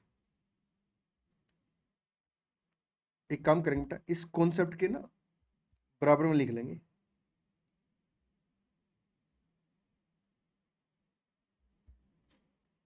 Reference question, question 6, reference question, question 6। देखिए क्वेश्चन 6 क्या लिखता है, an entity boat A plot of land for development of office building. ठीक जी सर। सर एक एंटिटी ने क्या किया सर, एक प्लॉट बोट किया, किस काम के लिए सर, ऑफिस बिल्डिंग को डेवलप करने के लिए। Development of the land was scheduled into 6 phases. Sir जो लैंड को डेवलप किया गया सर, उसे ना 6 फेज में शेड्यूल किया गया। मतलब सर ये देखिए, जैसे सर मान लो ये अपनी खाली ज़मीन पड़ी हुई है, हमने क्या किया सर, फेज 1 में इसे डेवलप करेंगे, फेज 2 में इसे डेवलप करेंगे, फेज 3 में इसे डेवलप करेंगे, ऐसे कह रहा हूँ। ठीक जी sir. Development of the land was scheduled into 6 phases. The land scheduled for development in phase 5 and leased to another entity on a short-term basis as a parking lot for heavy vehicle. What is the treatment of the rental income from the car parking lot? Sir जो car parking lot के ऊपर हमने खर्चा किया sir, उसे हम क्या करेंगे, P&L अकाउंट में चार्ज कर लेंगे। क्योंकि सर यहाँ पे कुछ ऐसा नहीं बता रखा कि कार पार्किंग सर आपका पीपी क्वालिफाई कर रही है। ठीक जी सर। और सर जो उससे इनकम आन की उसे हम क्या करेंगे सर, P&L अकाउंट में क्रेडिट कर देंगे। ठीक, income and related expenses incidental operation are recognised in statement of P&L। ठीक है जी सर। बाकी इसका सॉल्यूशन एक बार आप रीड कर लेना। आइए आगे बढ़ेंगे। देखिए बेटा, बात सुना ध्यान से ना। नेक्स्ट कॉन्सेप्ट आपके साथ डिस्कस करने जा रहा हूं, पहले डिस्कस करेंगे फिर लिखवाऊंगा। दो एग्जाम्पल है, आइए डिस्कस करते हैं। मतलब कॉन्सेप्ट एक है, इसके लिए मैं दो एग्जाम्पल आपके साथ डिस्कस करूंगा। सर हमने क्या किया, एक एसी परचेज किया। ठीक है सर। अब सर जो मैंने एसी परचेज किया उसकी कॉस्ट बेसिकली क्या आएगी सर, परचेज प्राइस आ जाएगा, जो फ्रेट वगैरह आपने पे किए वो आ जाएंगे, लोडिंग अनलोडिंग कॉस्ट है वो आ जाएंगी, इंस्टॉलेशन कॉस्ट आ जाएगी। बिल्कुल ठीक है। अब सर हुआ क्या, मान लेते सर 50,000 का खर्चा मेरा हो गया एसी को परचेज करने से लेके सर बिफोर इंस्टॉलेशन। अब सिर्फ इंस्टॉलेशन पेंडिंग है। ठीक जी सर। अब मैंने क्या किया सर, एक कंपनी से बात की कि भाई साहब आप इंस्टॉलेशन ऑफ एसी करते हैं। उन्होंने कहा हाँ जी। मैंने कहा कितने रुपए लोगे, उन्होंने कहा जी हम लेंगे 2,000 रुपीज। कितने रुपए लेंगे, 2,000। मैंने कहा बहुत बढ़िया जी। अब मेरी बात सुनना ध्यान से ना, मान लो 1 मिनट के लिए वारंटी वगैरह जो है ना वो कंटिन्यू रहेगी, चाहे एसी को मैं खुद से क्यों ना इंस्टॉल करूं। ठीक जी सर। अब मैंने उसको उसको बोला कंपनी को कि भाई साहब आप ज़्यादा पैसे ले रहे हो, आप ऐसा करो 1,200 ले लो। उन्होंने कहा नहीं सर हम तो 2,000 लेंगे, बाकी आप चाहो तो एसी को खुद इंस्टॉल कर लो या किसी और से इंस्टॉल करा लो। ठीक। अब मैंने अपने स्टाफ से बात की तो सब जनरली 2,000 मांग रहे थे। हमने डिसाइड किया एक काम करते हैं, हम खुद से एसी को इंस्टॉल करेंगे। तो हम सामान वगैरह खुद लेके आए और हमारी जो कॉस्ट आई मान लो 1,400 आ गई कॉस्ट, इंस्टॉलेशन कॉस्ट ना। तो मेरा आप लोगों से क्वेश्चन ये है कि जो इंस्टॉलेशन कॉस्ट कैपिटलाइज करेंगे एसी की कॉस्ट में, वो कितनी कैपिटलाइज करेंगे, 2,000 या 1,400? जो हम cost of installation of AC capitalize करेंगे in the cost of the AC, वो कितने से कैपिटलाइज करेंगे सर, 2,000 से 1,400 से। आराम से सोच कर आंसर दीजिए। ठीक जी सर। सेकंड एग्जांपल, सर हमारी एक फैक्ट्री है, हम लोग ना सीमेंट को मैन्युफैक्चर करके बेचते हैं। ठीक जी सर। अब सर हमने क्या किया, एक ऑफिस के लिए बिल्डिंग बनानी थी। अगर हम ऑफिस के लिए बिल्डिंग बनाएंगे तो सर हम सीमेंट कहाँ से परचेज करेंगे, बाहर से या अपनी सीमेंट परचेज करेंगे। सर हम अपनी सीमेंट परचेज करेंगे। ठीक जी सर। मतलब अपनी सीमेंट को यूज करेंगे। अब सर जो बिल्डिंग बनाने वाला डिपार्टमेंट था उसका नाम था कंस्ट्रक्शन डिपार्टमेंट। क्या नाम था, कंस्ट्रक्शन डिपार्टमेंट। ठीक जी सर। और सर जो सीमेंट बेचता था डिपार्टमेंट, उसका नाम था सेलिंग डिपार्टमेंट। क्या नाम था, सेलिंग डिपार्टमेंट। ठीक जी सर। अब सर हुआ क्या, इंटरनल कंट्रोल पर्पज के लिए सेलिंग डिपार्टमेंट ने कंस्ट्रक्शन डिपार्टमेंट को बोला कि मैं आपको जो सीमेंट बेचूंगा ना ऐसे बेचूंगा जैसे मैं बाहर बेच रहा हूं। What it means, it means ये है कि सर सेलिंग डिपार्टमेंट ने क्या किया, जो सीमेंट की कॉस्ट थी ना, कॉस्ट ऑफ सीमेंट सर वो ₹1,00,000 थी। ठीक है। और सर उसने जो सेलिंग प्राइस रखा, selling price for construction department,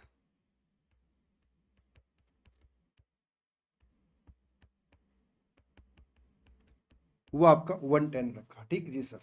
तो मेरा आप लोगों से क्वेश्चन ये है, देखिए इंटरनल कंट्रोल पर्पज के लिए उन्होंने क्या किया, 10,000 का प्रॉफिट कमा लिया सर। 110 में सर बिल्डिंग के कंस्ट्रक्शन डिपार्टमेंट को सर सीमेंट ट्रांसफर की, ठीक जी सर, जबकि actual cost of the company क्या थी सर, 1 लाख थी। तो मेरा क्वेश्चन आप लोगों से ये है कि बिल्डिंग की जब हम लोग कॉस्ट कैलकुलेट करेंगे उसे सर बैलेंस शीट में दिखाएंगे, कॉस्ट ऑफ बिल्डिंग कैलकुलेट करेंगे, ठीक जी सर। तो कितना अमाउंट कंसिडर करेंगे, 1 लाख या 110, 1 लाख या 110, आराम सोच के बताइए सर। हमने आंसर दे दिया है, चलिए जी, बच्चों ने इसका भी आंसर दे दिया, इसका भी आंसर दे दिया। अब मैं आपको सर कॉन्सेप्ट एक्सप्लेन करने जा रहा हूं, उसके बाद सर मैं दोनों क्वेश्चन का आंसर दूंगा। देखिए इंडेस 16 ये कहता है कि इनिशियली आप क्या करेंगे, प्रॉपर्टी प्लांट एंड इक्विपमेंट को कॉस्ट पर रिकॉर्ड करेंगे।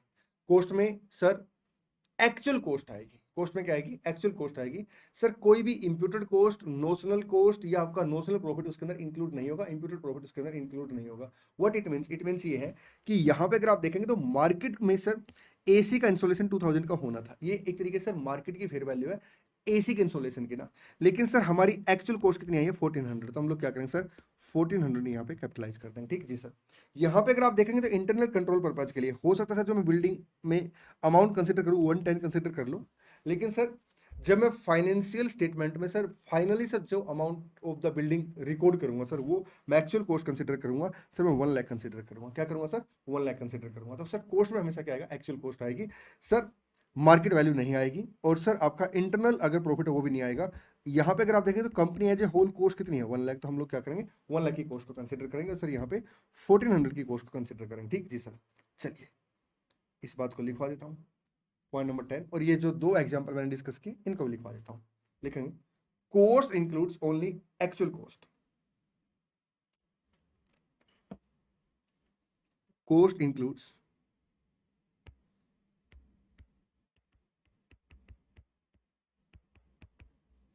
ओनली एक्चुअल कॉस्ट, लिखेंगे comma, it does not include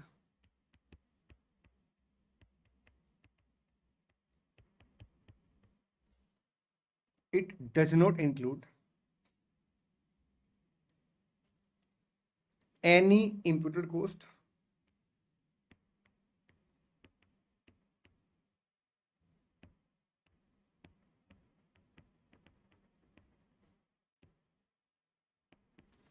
oblique notional profit।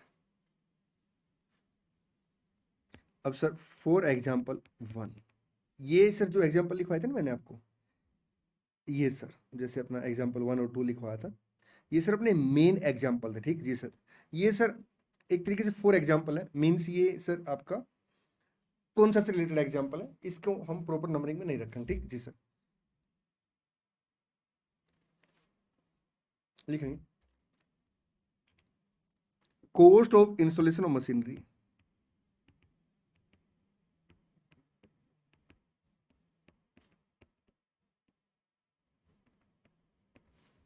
In market, in market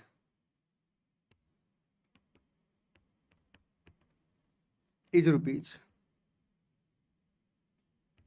10,000, whereas actual cost incurred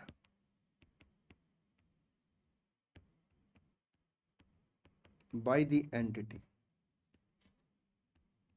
is rupees 7,000, full stop. अब यहाँ बच्चों query आती है sir balance 3,000 का क्या होगा। आपसे पूछता हूँ, आप ना मार्केट में गए, एक कॉपी परचेज करनी थी, ठीक है सर। आपने दुकानदार से पूछा भाई साहब कॉपी कितने की, उसने कहा 100 की, आपने कहा 90 पे करूंगा, तो आपने क्या किया 90 पे कर दिया, तो आपके लिए कॉस्ट ऑफ कॉपी कितनी है सर 90। 10 का क्या ट्रीटमेंट होगा सर, कुछ भी नहीं, क्योंकि 10 तो सर एग्जिस्ट करता ही नहीं कहीं पे भी। On the same tuning sir यहाँ पे 3,000 एग्जिस्ट करता ही नहीं, क्योंकि सर जो 3,000 वो नोशनल अमाउंट है एक तरीके से, ठीक जी सर। ठीक है, in such case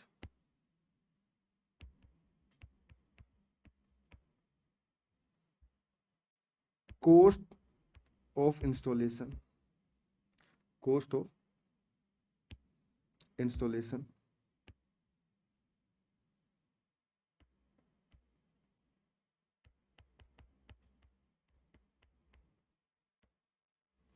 shall be capitalized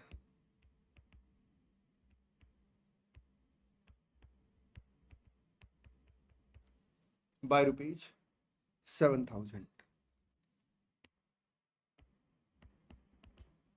For example 2 लिखेंगे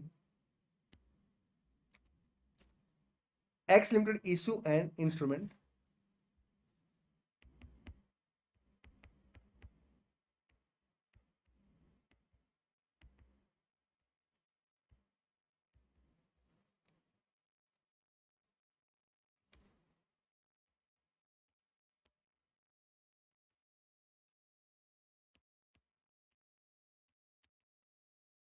from selling department to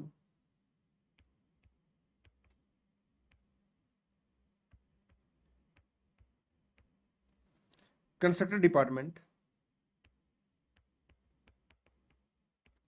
for rupees 11,000, whereas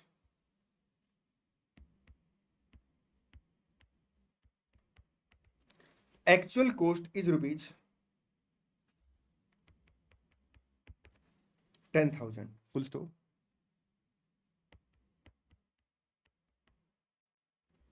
In such case,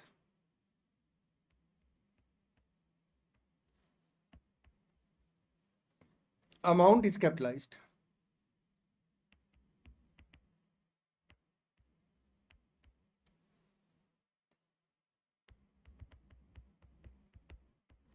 by rupees 10,000.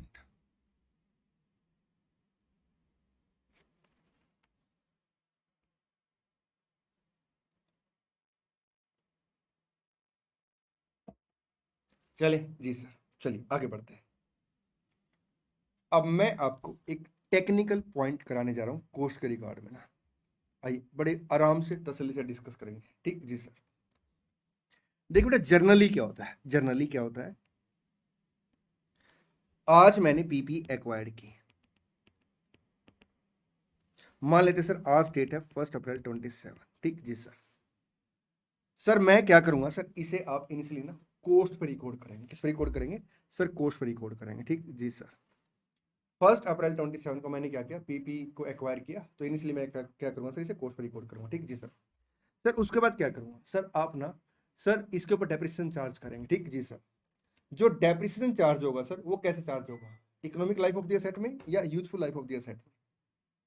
Sir useful life of the asset में, मतलब जो डेप्रिसिएशन चार्ज होगा आपका यूजफुल लाइफ के हिसाब से होगा। ठीक जी सर। सर असेट की यूजफुल लाइफ मान लो 5 ईयर है,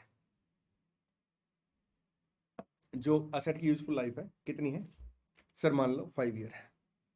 इट मीन्स क्या सर, इट मीन्स ये है कि मैं असेट को 31 मार्च 32 तक यूज करूंगा। ठीक जी सर। सर हर साल क्या करूंगा, डेप्रिसिएशन चार्ज करूंगा, और यहां पे सर क्या करूंगा मैं सर, असेट को बेच दूंगा as a sale of scrap, या वो बिजनेस में पड़ी रहेगी। ठीक जी सर। तो सर हम बेसिकली क्या करते हैं सर, जो भी असेट की कॉस्ट होती है उसमें से एस्टिमेटेड स्क्रैप वैल्यू माइनस कर देते हैं, और जो डिफरेंस होता है सर उसे डेप्रिसिएशन के रूप में चार्ज कर लेते हैं। ठीक जी सर। ये बन गई सर पहली बात। दूसरी बात, बड़े आराम से बात सुनेंगे सर। हमारा एक हॉस्पिटल है, ठीक है, हमने क्या किया सर, 1 अप्रैल 27 को एक मशीन परचेज की, एक सर डिजीज को मिट आउट करने के लिए, मतलब एक डिजीज को मिट आउट करने के लिए सर उस मशीन की नीड होती थी। ठीक जी सर। उसकी यूजफुल लाइफ 5 ईयर थी। सर आफ्टर 5 ईयर क्या होगा, आज हम एस्टिमेट लगा रहे हैं। हमने एक बंदे को बुलाया जो उस मशीन में डील करता है, हमने उसको बोला कि भाई साहब हमने ऐसे ऐसे मशीन परचेज की है, 5 ईयर के बाद अगर हम इस मशीन को बेचेंगे तो कितने की बिक जाएगी? उन्होंने कहा साहब दोबारा बोलना। हमने कहा साहब हमने आज एक मशीन परचेज की है, अगर 5 ईयर के बाद हम इस मशीन को बेचेंगे तो कितने की मशीन बिक जाएगी? सामने वाला बंदा कहता है कि साहब ये मशीन बिकना दूर की बात, इसे डिस्पोज करने में कॉस्ट इनकर्ड होगी। हमने कहा मतलब? उसने कहा मतलब सर ये है कि 5 ईयर के बाद ना जब ये मशीन आपके लिए यूजलेस हो जाएगी, जब आप इसे सर यूज नहीं कर पाएंगे तो सर आप इसे बेच नहीं पाओगे, बल्कि क्या होगा सर, इसके अंदर ना बड़े सारे केमिकल है जिन्हें डिस्पोज करना पड़ता है। तो जो भी पार्टी सर इस मशीन को लेके जाएगी वो आपसे पैसे लेगी इसे डिस्पोज करने के, क्योंकि आप इसे डिस्पोज नहीं कर पाएंगे। ठीक जी सर, बन गई बात? हाँ जी। तो यहाँ पे सर देखिए, आज हम एक पता है कि आने वाले टाइम में क्या होगा सर, यहाँ पे कॉस्ट इनकर्ड होगी, यहाँ पे क्या होगा, एक कॉस्ट इनकर्ड होगी। और वो कॉस्ट किस वजह से इनकर्ड होगी सर, असेट के परचेज करने की वजह से या असेट के कंस्ट्रक्शन की वजह से। मान लो हम मशीन को खुद से बना रहे हैं, तो सर कंस्ट्रक्शन ऑफ असेट की वजह से सर क्या होगा सर, यहाँ पे आपको सर एक कॉस्ट इनकर्ड करनी पड़ेगी। ठीक जी सर। अच्छा, और एग्जांपल सुनिए। गवर्नमेंट ऑफ इंडिया कहती है आप ना एक काम कीजिए, आप ना उत्तराखंड के अंदर ना एक प्लांट लगा लीजिए, फैक्ट्री लगा लीजिए। हमने कहा ठीक है साहब। हमने गवर्नमेंट ऑफ इंडिया से पूछा आप हमारी कुछ मदद करोगे? गवर्नमेंट ऑफ इंडिया कहती है हाँ, आप एक काम कीजिए, एक फैक्ट्री लगाइए, इसे 25 ईयर तक चलाइए, हम आपको जमीन दे देंगे, हम आपको लैंड दे देंगे। ठीक जी सर। और गवर्नमेंट ऑफ इंडिया क्या करती है सर, एक कॉन्ट्रैक्ट साइन करती है कि 25 ईयर के बाद जब आप यहाँ से फैक्ट्री हटाओगे तो जो भी आपने लैंड को नुकसान पहुंचाया है, क्योंकि फैक्ट्री की वजह से सर क्या होगा, आपने सर जो लैंड की पोजीशन है वो खराब होगी, आपने सर केमिकल वगैरह वहां पे क्या किए होंगे सर, आपका सर डिस्पोज किए होंगे, तो जो लैंड है उसकी पोजीशन खराब होगी, आपको उसे प्रॉपर रिस्टोर करके देना पड़ेगा, आपको उसे प्रॉपर अर्थ करके देना पड़ेगा। ठीक, मतलब लैंड की पोजीशन ठीक करके देनी पड़ेगी। ठीक जी सर। इट मीन्स क्या, इट मीन्स ये कि आज अगर मैं फैक्ट्री लगा रहा हूं तो मेरे को पता है कि 25 ईयर के बाद क्या होगा सर, इसको फैक्ट्री को मैं जब रिमूव करूंगा तो उसकी भी कॉस्ट आएगी। और इतना ही नहीं सर, जो लैंड है उसकी पोजीशन को ठीक करने के लिए मेरे को क्या करना पड़ेगा, कॉस्ट इनकर करनी पड़ेगी। ठीक जी सर। चले आगे। हाँ जी सर, आज मैं एक जगह मान लो फैक्ट्री बना रहा हूं, ठीक है, फैक्ट्री लगा रहा हूं। ठीक जी सर। गवर्नमेंट ऑफ इंडिया कहती है कि आप यहाँ पे इस एरिया में फैक्ट्री सिर्फ 10 ईयर तक लगा सकते हैं, 10 ईयर के बाद आपको फैक्ट्री हटानी पड़ेगी। तो आज मैं जो कॉस्ट इनकर कर रहा हूँ तो कैपिटलाइज करूँ ही करूंगा। ठीक जी सर। तो 10 ईयर के बाद क्या होगा सर, सर फैक्ट्री को जो मैं वहां से रिमूव करूंगा तो वहां पे रिमूवल कॉस्ट आएगी। ठीक जी सर। अब इंडिया 16 ये कहता है अगर कोई भी एंटिटी असेट को परचेज करती है, कंस्ट्रक्शन करती है, और उसे पता है कि after useful life of the asset उसे क्या करना पड़ेगा, डिसमेंटल कॉस्ट इनकर करनी पड़ेगी, रिमूवल कॉस्ट इनकर करनी पड़ेगी सर, उसे प्रॉपर असेट को पोजीशन में लाने के लिए सर क्या करना पड़ेगा, कॉस्ट इनकर करनी पड़ेगी। सो बात की एक बात क्या है सर कि यहाँ पे लाइबिलिटी है एंटिटी की ना, यहाँ पे कॉस्ट इनकर करनी पड़ेगी। ठीक जी सर।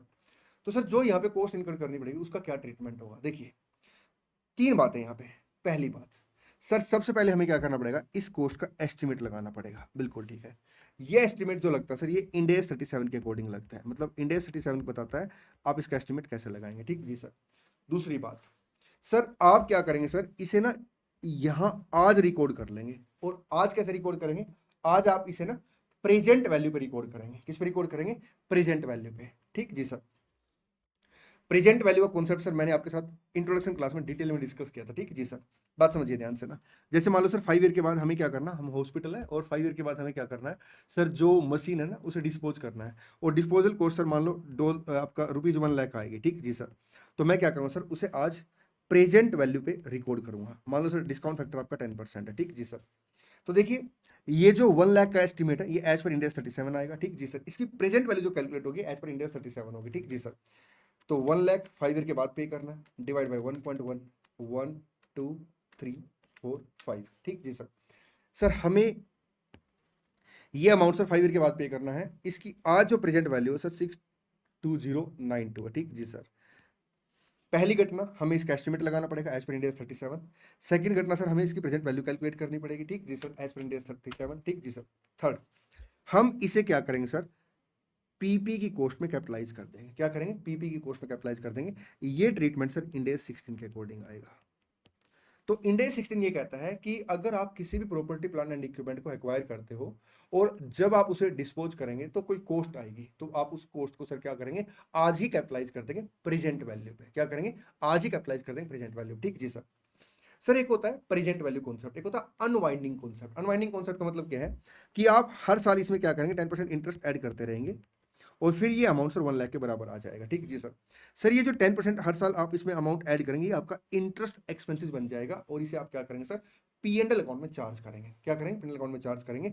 ये सारी बातें सर मैं एक काम करता हूँ, पहले आपको लिखवाता हूँ और फिर एग्जाम्पल अपनी साइड से बना के सर इसे डिटेल में डिस्कस करता हूँ। ठीक जी सर। चलिए, तो 100 बात की एक बात क्या निकल के आई है, अगर कोई एंटिटी आज किसी एसेट को एक्वायर करती है या किसी एसेट का कंस्ट्रक्शन करती है पीपी का, ठीक जी सर, और उसे पता है कि उसे at the time of disposal of the asset उसे कोई कॉस्ट इनकर करनी पड़ेगी due to acquisition of asset और कंस्ट्रक्शन ऑफ असेट। ठीक जी सर। तो आप क्या करेंगे, उस कॉस्ट को प्रेजेंट वैल्यू पे आज कैपिटलाइज कर देंगे। ठीक जी सर। सर एक बात बताओ, आप बार बार बोल रहे हो कि असेट को एक्वायर करने की वजह से कॉस्ट इनकर करनी पड़ेगी, इसको थोड़ा जस्टिफाई करो। देखिए बेटा, अगर हॉस्पिटल आज मशीन परचेज नहीं करता तो क्या उसे डिस्पोजल कॉस्ट इनकर करनी पड़ती? नहीं सर। इसलिए मैं कह रहा हूं कि मशीन परचेज करने की वजह से कॉस्ट आई। ठीक जी सर। अगर कंपनी सर फैक्ट्री नहीं लगाती तो सर फैक्ट्री को रिमूव करने की क्या उसे कॉस्ट इनकर करनी पड़ती? नहीं सर। तो इसलिए मैं कहता हूं कि आज आपने फैक्ट्री का कंस्ट्रक्शन किया, इसकी वजह से सर क्या होगा, रिमूवल कॉस्ट आएगी। ठीक जी सर। सर ऐसी कॉस्ट को हम बोलते हैं डिसमेंटलिंग कॉस्ट, रिमूवल कॉस्ट या साइट रेस्टोरेशन कॉस्ट। ठीक जी सर। पॉइंट नंबर 11, मैं काम करता हूं सर, स्क्रीन बड़ी करके एक बार आपको सारी बातें लिखवा देता हूं। ठीक जी sir. Point number 11, cost of dismantling,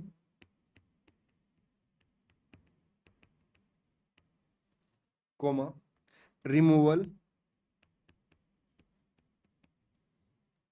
and site restoration।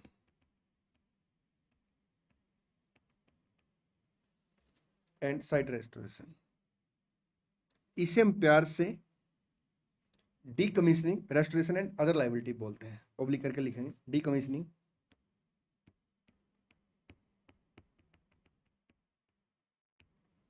Coma, restoration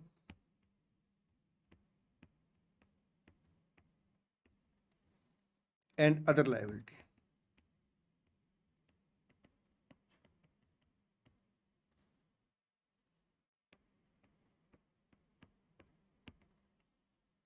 लिखेंगे if any DROL is aimed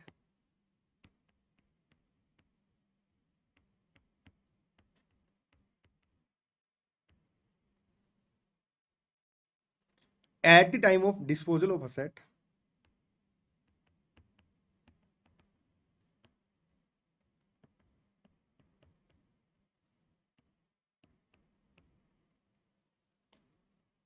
or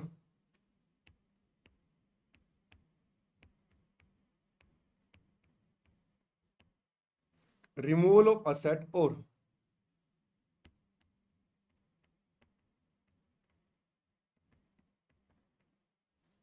decommissioning of asset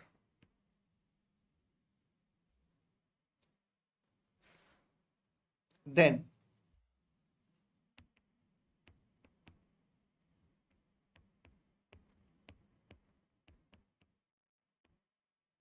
such costs shall be capitalized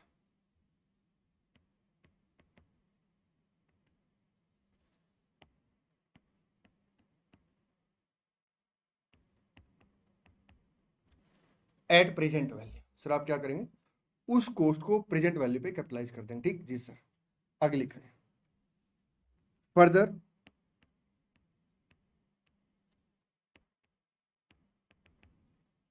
unwind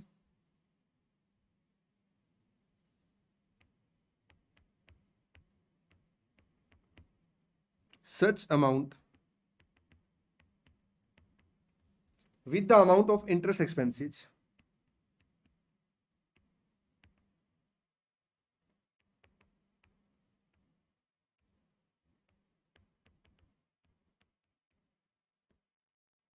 which shall be charged into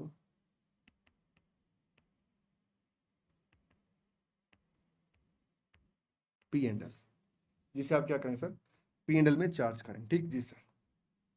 लिखेंगे जल्दी से,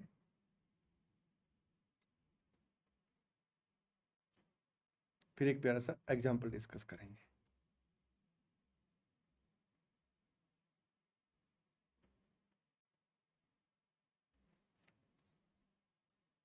आइए discuss करते हैं। देखिए ड्रोल basically है क्या सर?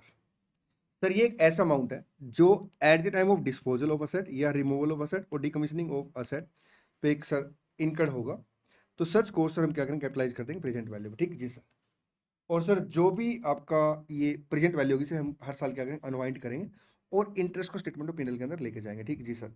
ये सारी बातें सर और क्लैरिटी के साथ डिस्कस होगी एग्जाम्पल के थ्रू ना। एक बार आप एक काम करेंगे सर, इंड AS 16 की फर्स्ट क्लास में आएंगे और आप यहाँ पे देखेंगे सर एक पॉइंट अपना पेंडिंग था, कोस्ट में क्या क्या आएगा। सेकंड पॉइंट सर आपका नोट नंबर 2 जो था, कोस्ट इंक्लूड्स, उसमें plus allocable cost of direct expenditure, sir ये अपना डिस्कस हो गया था। प्लस आएगा आपका present value of initial estimate cost of dismantling, removing the item and restoring the site on which asset is located. ठीक जी सर। सर इस तरह के जो खर्चे हैं सर आप उसे क्या करेंगे सर, प्रेजेंट वैल्यू पर रिकॉर्ड करेंगे। ठीक है, ये बात हमने आज डिस्कस की है। ये देखिए सर साफ साफ लिखा प्रेजेंट वैल्यू। ठीक जी सर। और sir this kind of expenditure are known as decommissioning, restoration and similar liability. ठीक सर, रेफर नोट आपका 11 आ जाएगा। ठीक जी सर। चलिए कितने एग्जाम्पल हो गए अपने सर? 2 एग्जाम्पल हो गए थे। Example number 3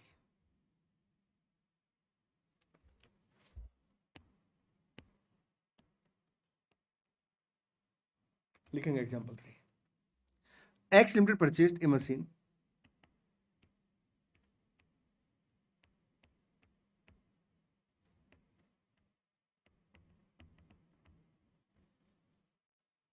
₹4 1 lakh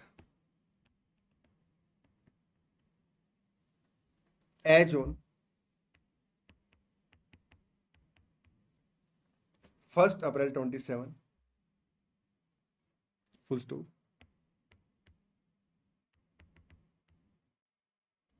The expected useful life of asset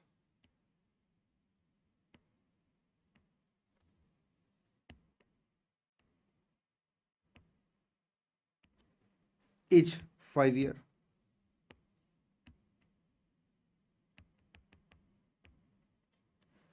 Full stop.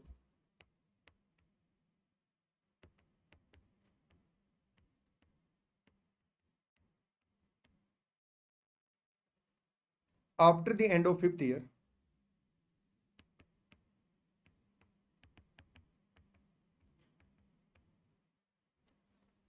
X Limited will incur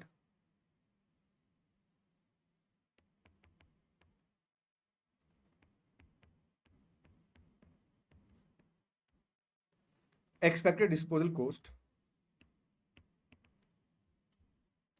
of ₹20,000. Full stop.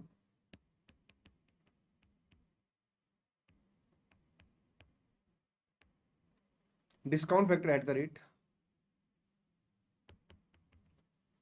12%. Past journal entry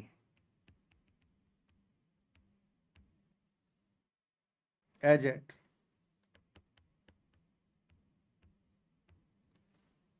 first April 23 and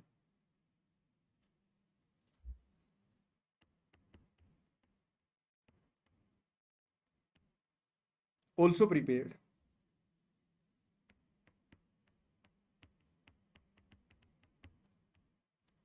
decommissioning, restoration and similar liability account.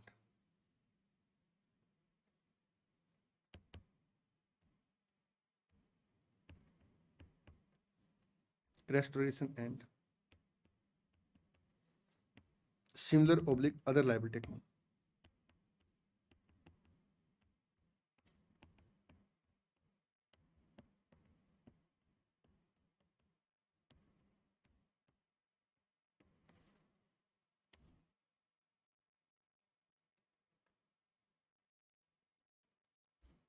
चले जी sir, आइए question solve करते हैं, example solve करते हैं। देखिए हमने आज एक मशीन परचेज की है 1 लाख की। हमें पता है कि आने वाले 5 ईयर के बाद सर जब हम इसे डिसकंटिन्यू करेंगे, मतलब डिस्पोज करेंगे, तो 20,000 की कॉस्ट इनकर्ड होगी। तो सर ये जो 20,000 का अमाउंट है 5 साल के बाद पे करना पड़ेगा। तो आज हम क्या करेंगे सर, इसे प्रेजेंट वैल्यू पर रिकॉर्ड करेंगे। ठीक जी सर। सर ये अमाउंट जो है इसका एस्टिमेट कैसे लगा होगा, इंड AS 37 के according. Provision sir Ind AS 37 बताता है, ये प्रोविजन का अमाउंट है। ठीक जी सर। इसकी प्रेजेंट वैल्यू सर इस डिस्काउंट फैक्टर के हिसाब से हम कैलकुलेट करेंगे, और जो प्रेजेंट वैल्यू आएगी सर उसे कैपिटलाइज करेंगे। उसे कैपिटलाइज करने का जो कॉन्सेप्ट है सर वो आपका इंड AS 16 का कॉन्सेप्ट है। ठीक जी सर। लिखेंगे सोल्यूशन। देखिए क्वेश्चन की 2 रिक्वायरमेंट है। पहली रिक्वायरमेंट क्या है, आपने एंट्री पास करनी है।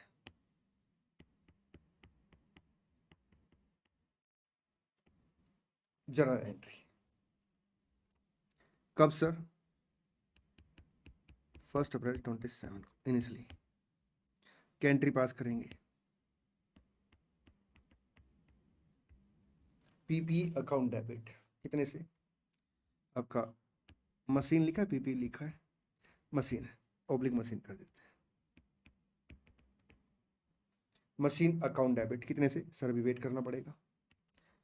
टू वेंडर अगर उधार में खरीदी है,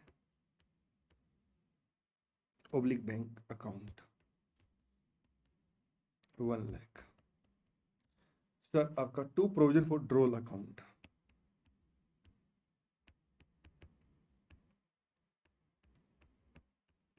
कितने से? सर हमें यूजफुल लाइफ के बाद 20,000 का अमाउंट पे करना है।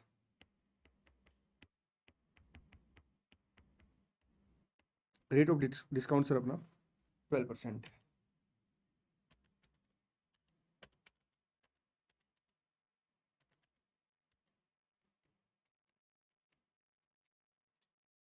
सर ये अमाउंट आ गया आपका 11,348.5 है, 11,349 लिख लेते हैं, ठीक चीज। ये अमाउंट आ जाएगा सर अपना 1,11,349 बीइंग पीपी रिकॉर्डेड।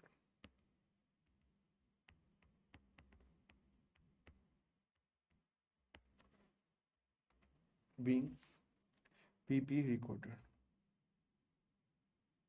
चले जी सर, चलिए अब हम क्या करेंगे सर? प्रोविजन फॉर ड्रोल अकाउंट बनाएंगे।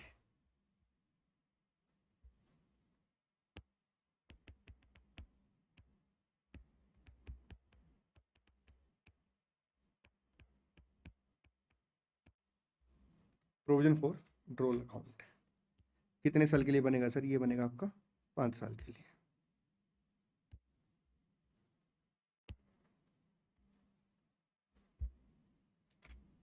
फिफ्टीन लाइन में फॉर्मेट बना लेंगे।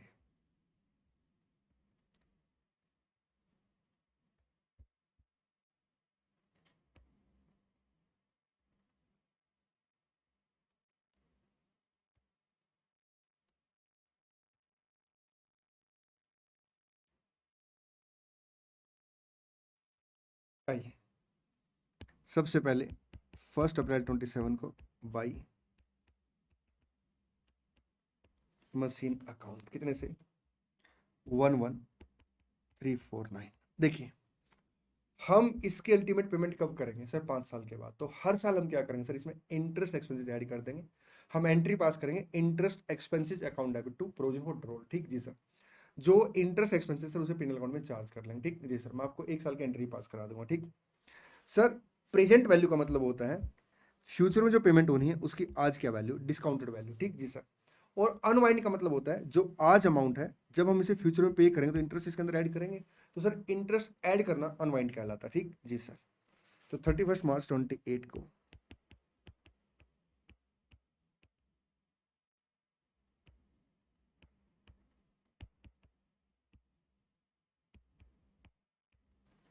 बाई इंटरेस्ट एक्सपेंसेस अकाउंट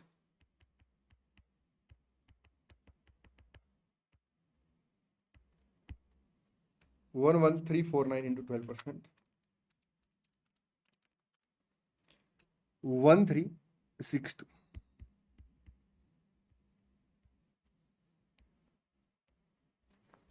31 मार्च 28 को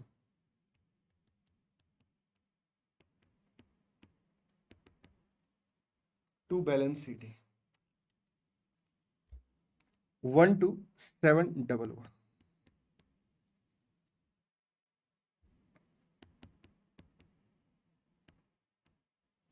1 अप्रैल 28 को by balance PT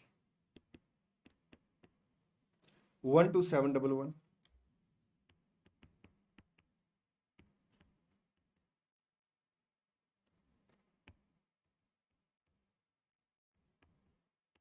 by interest expenses account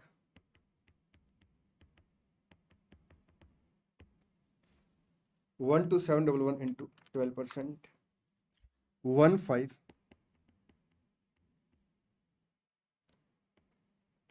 25।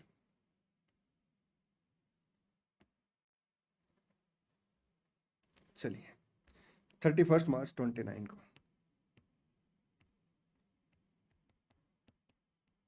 Sir एक बात बताइए, मैंने कहा हाँ जी, ये जो अमाउंट है 20,000 का, ये आपका एस्टिमेटेड अमाउंट है। मैंने कहा बिल्कुल ठीक है सर, इसमें चेंज नहीं आएगा क्या? इसमें बिल्कुल चेंज आ सकता है सर, उसका क्या ट्रीटमेंट करेंगे? तो ये पॉइंट हम अलग से डिस्कस करेंगे, ठीक जी सर।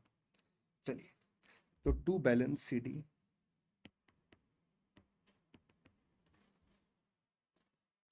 12711 प्लस 1525 14236, ठीक जी सर। चलिए 31 मार्च 29 है तो 1 अप्रैल आपका 29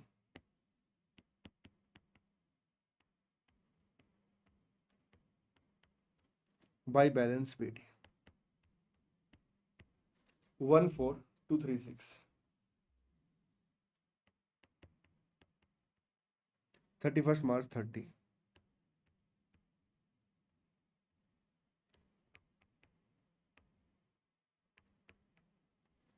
बाई इंटरेस्ट एक्सपेंसेस अकाउंट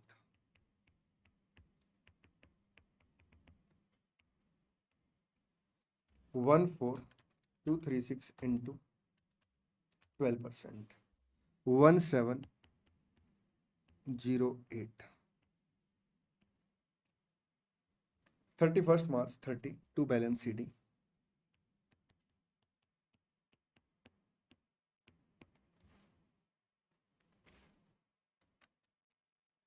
15944 15944, ठीक जी सर। चलिए आगे बढ़ेंगे। 1 अप्रैल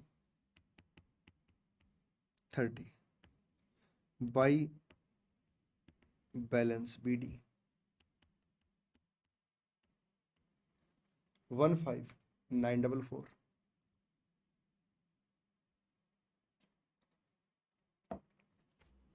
31 March 31 by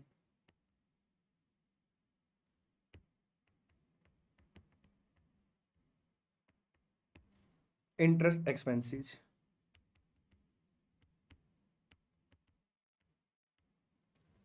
15944 into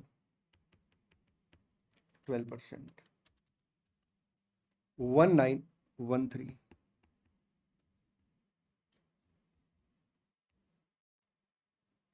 two balance C D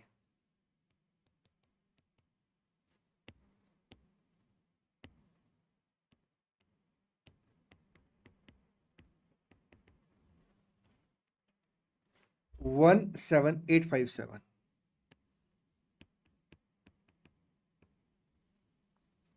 चलिए 1 अप्रैल 31 को ओपनिंग बैलेंस आ जाएगा,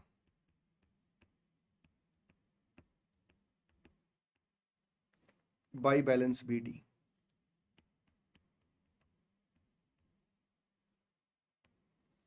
17857। सर 31 मार्च 32 को पेमेंट हो जाएगी 20,000 से, और ये आपका जो इंटरेस्ट एक्सपेंसेस हैं ये बैलेंसिंग फिगर आ जाएगा 20,000 माइनस 17857, सर 2143 2143। और वैसे 17857 इंटू 12% ऑलमोस्ट सेम ही आएगा 2142.8, ठीक जी सर। चलिए यहाँ पे अगर कोई डिफरेंस आ भी जाता तो सर वो राउंडिंग ऑफ का डिफरेंस होता। आप एक काम करेंगे सर, यहाँ पे जो इंटरेस्ट एक्सपेंसेस है ऐसे लिख लेंगे, लिखेंगे such interest expenses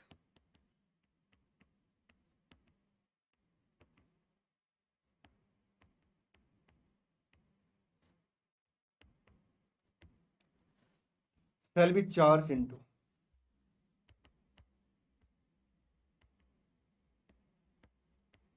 P&L account in each year.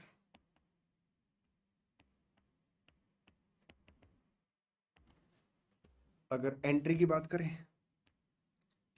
तो जर्नल एंट्री फॉर 31 मार्च 28, एक साल की एंट्री पास करके बता देता हूँ। देखिए सर, आप क्या एंट्री पास करेंगे,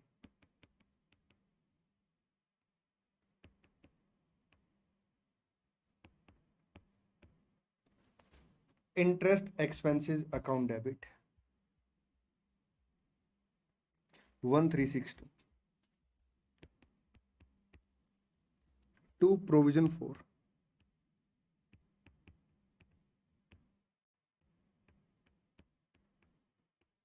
withdrawal account being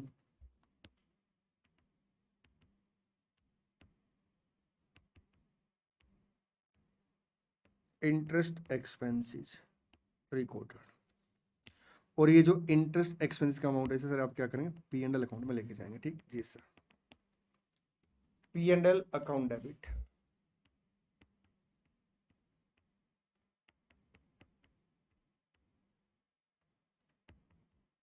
to interest expenses account 1362 being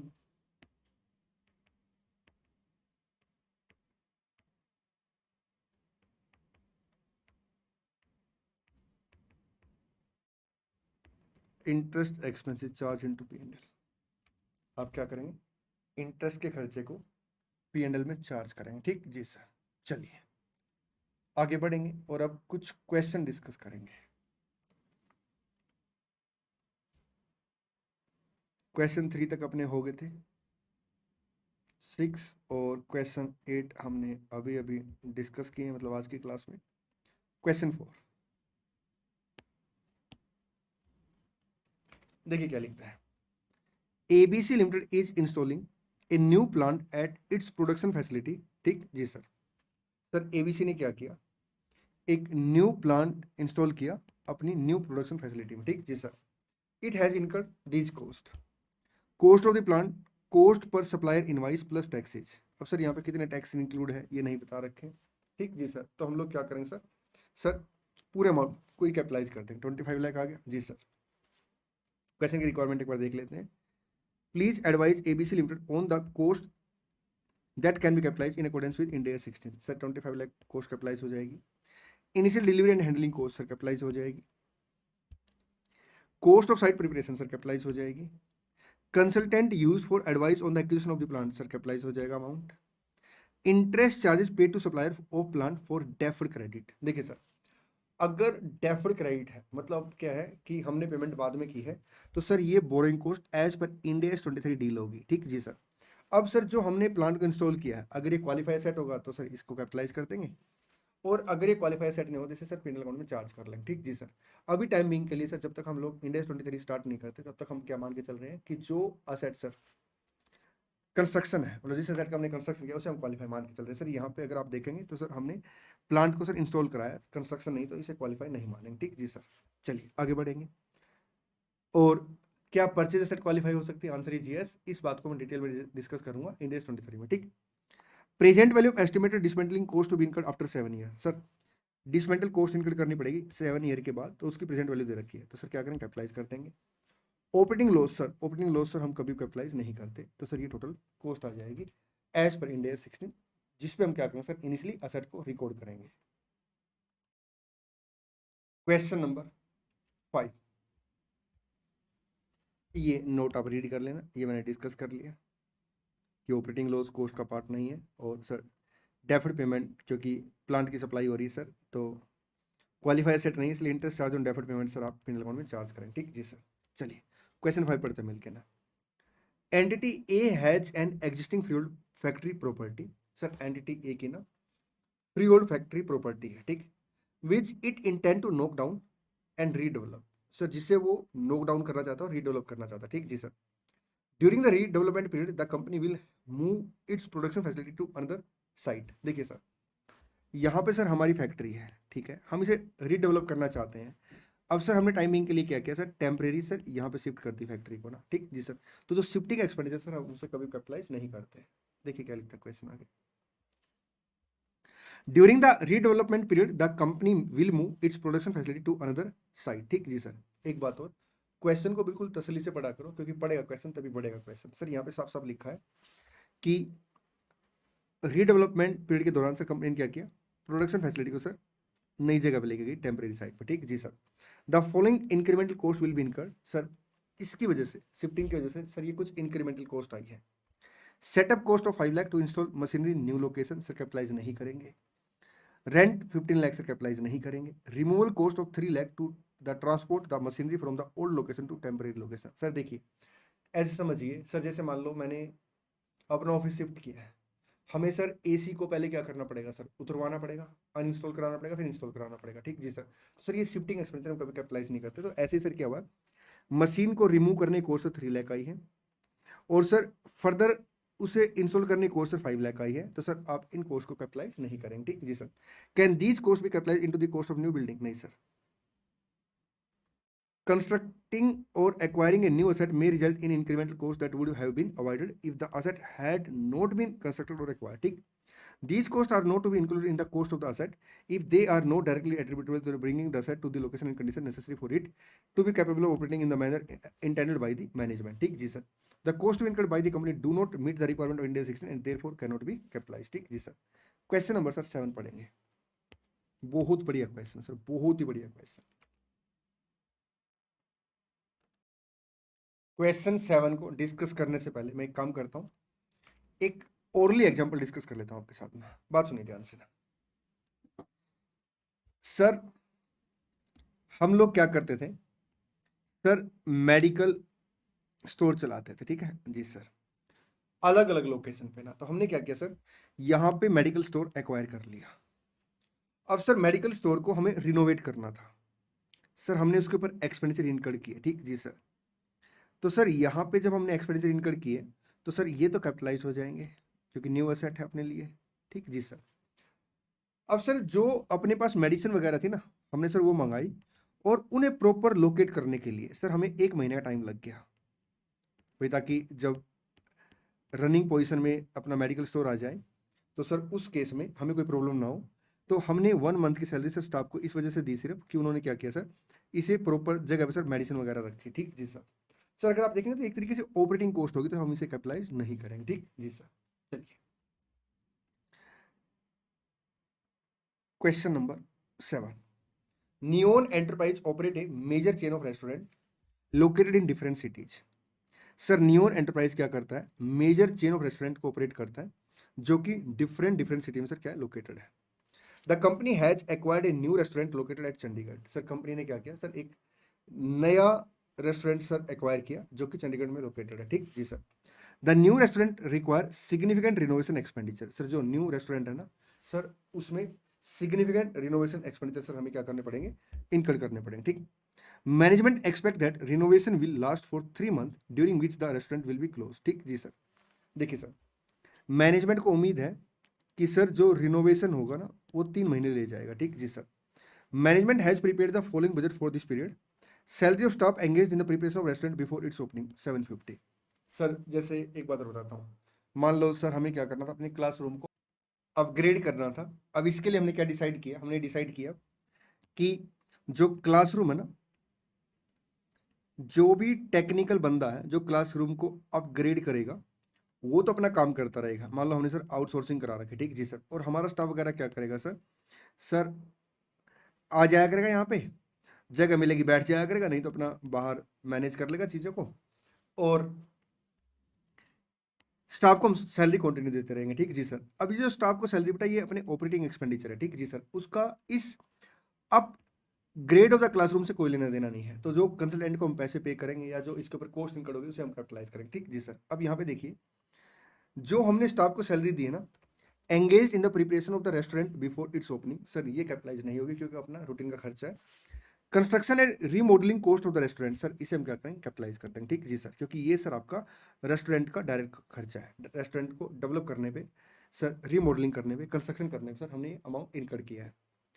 explain the treatment of these expenditure as per the provision of India 16। तो सर 30 लाख आप कैपिटलाइज कर देंगे, 750 सर आप पिनल अकाउंट में चार्ज कर लेंगे। ये देखिए सर 30 लाख सर अमाउंट आप क्या करेंगे, पार्ट ऑफ द असेट मान के चलेंगे, मतलब कॉस्ट ऑफ द असेट का पार्ट मान के चलेंगे। ठीक जी सर। सर जो सैलरी वगैरह है उससे सर आप क्या करें, पिनल अकाउंट में चार्ज करेंगे। एक्सपेंस का मतलब होता है सर पिनल अकाउंट में चार्ज करना। ठीक जी सर। चलिए ये बल्कि एक काम करता हूँ, ये लास्ट की लाइन आपको रीड करा देता हूँ। देखिए, however the cost of salary of staff engaged in the preparation of restaurant rupees 750 before its opening are in the nature of operating expenditure that would be incurred if the restaurant was open, and these costs are not necessary to bring the restaurant to the condition necessary for it to be capable of operating in the manner intended by the management। देखिए sir, अगर restaurant continue open भी रहता तो भी हमें क्या करना पड़ता सर, ये अमाउंट इनकर्ड करना पड़ता। आई मीन टू से अगर हमारा क्लासरूम ओपन भी रहता तो भी सर हमें अमाउंट इनकर्ड करना पड़ता, मतलब ये अपने रूटीन की कॉस्ट है, इसलिए सर हम इसे क्या करें, मिडिल अकाउंट में चार्ज कर लेंगे। ठीक जी सर। चलिए इसी के साथ आज की क्लास समाप्त करते हैं। जितना मैंने आपको पढ़ाया एक बार उसको मैं रिवाइज करा देता हूँ। आपने क्या करना, आज भी कोई होमवर्क नहीं है सर, जो कॉन्सेप्ट मैंने आपको पढ़ाया उसको रिवाइज करना है, और जो क्वेश्चन मैंने सोल्व कराए हैं सर उसको एक बार खुद से सोल्व करके देखना है। देखिए आज हमने जो पहला कॉन्सेप्ट डिस्कस किया था वो डिस्कस किया था, अगर एंटिटी असेट को कंबाइंड मैनर में एक्वायर करती है तो उस केस में हम लोग कॉस्ट ऑफ पीपी कैसे कैलकुलेट करेंगे sir, in the ratio fair value of PP. ठीक जी सर। फिर इसके बाद हमने कॉन्सेप्ट डिस्कस किया था सर, अगर डेफर्ड पेमेंट है तो उस केस में हम क्या करेंगे सर, असेट को ना कैश प्राइस के बराबर रिकॉर्ड कर लेंगे, मतलब जो कैश प्राइस है उस पर असेट को रिकॉर्ड कर लेंगे, और जो भी डेफर्ड पेमेंट है सर वो अपना इंटरेस्ट एक्सपेंसेस बन जाएगा, जिसे हम एज पर इंडिया 23 डील करेंगे। ठीक जी सर। यहाँ पे एक बात ध्यान देने वाली है कि आप इंटरेस्ट एक्सपेंसेस को शुरू में रिकॉर्ड नहीं करेंगे सर, ईयर एंड पर रिकॉर्ड करेंगे। ठीक जी सर। सर अगर डेफर्ड पेमेंट इंस्टॉलमेंट में है तो हम इंटरेस्ट का एक्सपेंसेस ईआईआर के हिसाब से रिकॉर्ड करेंगे। ठीक, और अगर मान लो सर ईआईआर नहीं दे रखा हम उसे कैलकुलेट करेंगे। कैसे कैलकुलेट करेंगे सर, इस कॉन्सेप्ट को हम इंडिया 23 में डिस्कस करेंगे। ठीक जी सर।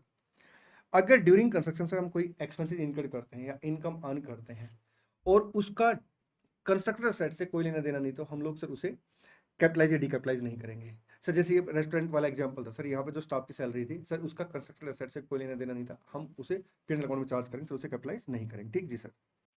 सर कॉस्ट में एक्चुअल कॉस्ट आएगी, इंप्यूटेड कॉस्ट या नोशनल प्रॉफिट नहीं आएगा। ठीक जी सर। सर जनरली क्या होता है, असेट को हम ना यूजफुल लाइफ के बाद सेल करते हैं, लेकिन कुछ असेट की नेचर ऐसी होती है सर हमें जिसे डिस्पोज करना होता है, रिमूव करना होता है।